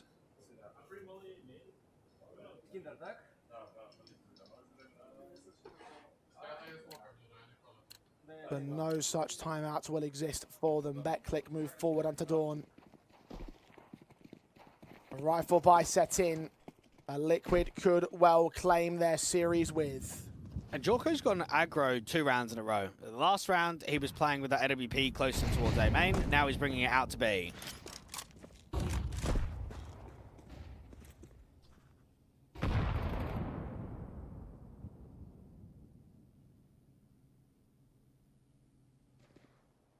JT extending past Canals to try and challenge the T sideline. We hear them in top mid, so we'll call that out to his teammates. It's being searched for, now being taken. Elige and Moles will respond by taking presence away from the A site and the A main control. A backstab may well come in for JT in the M4. Searching, backs turn, checked by Prison. Dropping that bomb, second man does trade. At least they know the bomb control, and this is now where the A players might try and press a little bit more. You've got Malbs and Elige quite close towards A main. Jorko just about escapes. Repeaks to hold the angle more permanently. BETCLIC continuing to press on. Mid control, look to be searched. Naf's in contention for it. M4 wraps the corner. Cat with utility caught out. Friend down as well. Clock Q responds, but Mobs is there for a response. The timing just working better for Liquid. Demo just doesn't know what to do here. Snuck past the CT line. May work his way into the A bomb site. 20 seconds to get 2 kills. Grab the bomb, commit it to bomb site, and then deal with Elige. Too much to handle. The AWP searches. Jorko lands another. Liquid. 2 more to the win. And just the threats have really only come from the start of the halves from BETCLIC when it comes to this decider. Not like it's been in map 1 and map 2. And I mean, yeah, it's going to live rent 3, isn't it? The 1v2 that NAF is able to win, but then also that 1v2 that Clocku nearly wins out on the B bomb site. If those rounds go differently, what's the outcome of the series? Well, it's certainly not how it is right now. Liquid should be able to close this out 13-8. I think momentum's certainly gone. Confidence isn't quite there anymore for the Poles. And I think it's a shame because most would have expected a better performance on Anubis than what you would have had on Nuke. I think just as a squad, when you're coming together for the very first time, you probably anticipate the Anubis after getting the official over TLR that you can show a bit more of that overall team chemistry and cohesion, but no, not quite to be.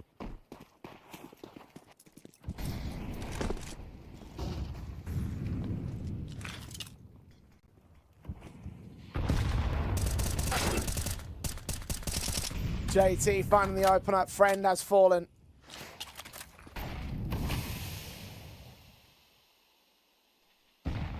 Half-ball pistols. Prism's gone in a little bit more heavier than the rest of them, though. Saving to the overtime. They've gone there before. They have to do so again. Damage output of these pistols is not good enough. JT finding Demo with a USP from range. Tech 9 of Clock Q. Can't spam down the first. Naf will deal with him and exist. Well, it doesn't matter who deals with him, he's a goner either way. 12-8, map, match, and group points for Liquid. Well, I think they'll certainly get some smiles on their faces when they finally close out this one. It's been a tough series, and it's been a serious wake-up call, hasn't it? I mean, there has been some uncomfortable moments throughout this overall best of 3, but the Tier 1 team is showing exactly why they're the favourites in at least the way that they're playing in both the first half and the second half of Anubis. And the numbers have still looked kind of low, right? I mean, Jorko on 12, Malbs on 10, Naf on 12. Elige has performed at a high level, and a much higher level than what he's done in the previous few maps. Up in, Jorko shuts down Prism. The AWP of Friend able to respond, but there's so many more players moving into Canals. The AK so aggressive. Friend's back, he's turned towards him. Spray's good, back upstairs. Demo traded by Malbs, he takes Elige down in the mix. 3-on-2. Elige has just done enough to gain the advantage. Now Malbs can extend it by finding the spray on Exist.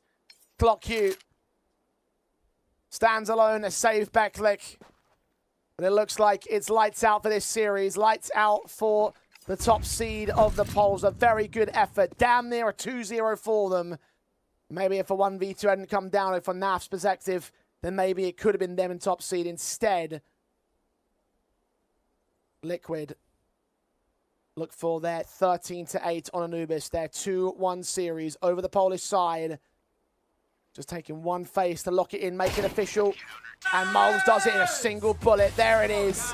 Liquid survive the onslaught, survive BETCLIC. And both teams, I would say, will be fairly happy about this outcome, okay? For Liquid, they guarantee top seeds. They look at today being a stressful day, but we're into the playoffs. For BETCLIC, this is a brand new roster with a brand new core, and you've nearly 2-0'd a tier 1 squad of Liquids. You've got to be happy with the overall performance levels from BETCLIC today. I mean, certainly so. I do also think there might be a slight air of disappointment because of the fact you couldn't quite get the job done. Again, you had a 2v1 with NAF on 9 points of health, and that should have been the end of the series right there and then. With the state of being for the Liquid side off the back of that should have been enough to maintain the series win, but ultimately it wasn't. And that is going to be something that will be one of those what-ifs, right? You mentioned the what-ifs coming in from the Polish side, from the BETCLIC camp. They will be asking that question, I think, a lot throughout the course of this one. But look, it's another series coming down. They need to focus up on the last one because they've got the decider game against TLR, and they will definitely be quite worn out, I want to say, if things continue to go as long as they have done for BETCLIC so far today. Yeah, and it could be that we still don't even see these boys in the playoffs, right? I think anytime you rematch a team, very difficult. When it's on the same day, it's even more tough.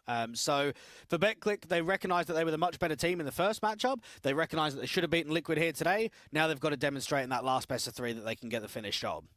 Indeed, they do. For the Liquid side, in terms of their overall complexion in the tournament, though, I mean, look, you're tested against the BETCLIC side that we kind of had them pinned to be able to 2-0 over off the base experience alone, and you nearly lost it in 2-0 of your own response. Is that the kind of concerning factor that might allow you maybe to doubt whether or not Liquid would contest in the playoffs? No, I don't think so. I think these are the squads that build as they go further on in the tournament, right? The more officials they play, the more grand structure of the playoffs. I've got more faith in Liquid. Would it have been an embarrassment if they lost 0-2? Absolutely, right? I think you judge the performance and the outcome very differently if they end up losing this best of 3, but they didn't. They showed a lot of quality out on that decider. I just think it is a wake-up call, and it's one to recognize that, yeah, these teams are not only coming to keep it tight against us, but they're actually coming to try and eliminate us. Well, look, at the end of the day, they did not quite end up losing out in this series for Liquid's perspective. They do hold on for a little bit longer. They move on out of the group and move forward into the playoffs here of Stake Pulse beats #1. Now, Coach DP is down on the floor with one of the boys from Liquid. Yeah, you guys managed to hold on. It's a rough day, a lot of hectic stuff today. Also a hectic couple of days, traveling, just getting the squad together. You performed so well online. What's it been like to be Elise in these last couple of days? I mean, not too bad. I mean, obviously, like losing against Spirit kind of sucked, but you know they're just like on another level than us. We're just not good enough, simply put. But the travel day just kind of sucked yesterday. Our flight got delayed like 2 hours, so we ended up getting to our hotel like at 3 a.m. essentially. So we're all under 6 hours of sleep. So it's a little bit rough, but it is what it is. All that matters is that we got the wins here. It was super messy, super gross Counter-Strike. I'm sure the viewers could see as well, but we won, so. You won, and just talking about this team in general, you're reuniting with JT, a guy you had a lot of success with in Complexity. Always thought that you performed very well for the team that you had. How's it being back with him? It's great. I think that like what we have is really good. I think it makes it easy for us to shine individually and to be coordinated together. I think it's just going to take some time for us. Of course, we need to like make sure that we first of all get enough time on all the maps and talk about how we want to like be playing this. And also we do have like some nerves, you know, coming into the first like matches like on LAN. I think that we definitely did play a little bit more stiff compared to like our online games, but we've only played a few games, so I think that's just going to be like how it's gonna be for like the foreseeable future. Guys, I'm so tired. I'm just kind of yapping right now, but it's yeah. Keep it up. So more yapping because I want to talk a little bit about Jorko. Linking up with him, a new young player. You're one of the central pieces on the team. He's going to be a central piece on the team. How's the partnership with him going? Good. I mean, he's very energetic, got a lot of ideas. He also is very hardworking and good with criticism. So I think it's just about having enough time talking about like you know how we should play different setups, like protocols that we want to do, like how we want to play against like certain buys and how to make sure we play for like the best percentages like in all the rounds. So I think that it's just gonna take some time, but I think for like a young player, I think he's playing great. I think that he has a really good mindset. So I think it's good for the future for us. And just one last question: what's the goal for Liquid these next couple of months? Are you looking for the major, for top 10? What's the goal for you? Honestly, I'd be happy just being in like the tier 1 circuit, just going to like all like the top tournaments. Playoffs at the major, I think, is super achievable for us. Like, I just want to be back into the mix of things, like being in the conversation, because it'd be a lofty goal to say, you know, win the major. It's like, obviously everyone wants to win the major, but I think like something that we could definitely achieve is, you know, being in the conversation for like the playoffs, for the for the trophies would be great, but just being up there with the top teams would be great. So that's it from a tired but realistic and happy Elish. Back to you guys. Well, 6 hours of sleep might explain a lot about that series. Might explain why they look blazed out of their mind at the same time. Blake, you don't see that as an excuse. Come on, as if you haven't been able to perform at 6 hours. Come on. These BETCLIC boys haven't got a salary for 8 months. I mean, come on. Like, I know, like, honestly, I do get it with the tier 1 players, right? And yes, it is true. It can be excuses, it can be that. But you are facing a team that literally have not even been paid for the majority of 2026. And you nearly got 2-0'd by them. I mean, come on, man. It is what it is at the end of the day. Liquid do take the series, and then that's really the bottom line for themselves, and they move on into the playoffs to join the likes of our Group A successions of G2 Ares and EA Copenhagen. Of course, we've got one more match to bring you here on the mainstream, and that is to see whether BETCLIC can also succeed upon the group stage run. They certainly would be the second favorite team in terms of Group B. The last resort did take them a distance on their opening series, so we could be seeing 9 maps total out of the polls if this one continues to drag forward. Yeah, tough one. I think any rematch, you know that you're going to be in for a fight. I'm sure Artist and Co will look at that matchup and say, we didn't really give them the best of showings in the opening best of 3. Let's try and strike. Let's try and be a little bit more threatening, because it was only map number 1 that was competitive that first time out.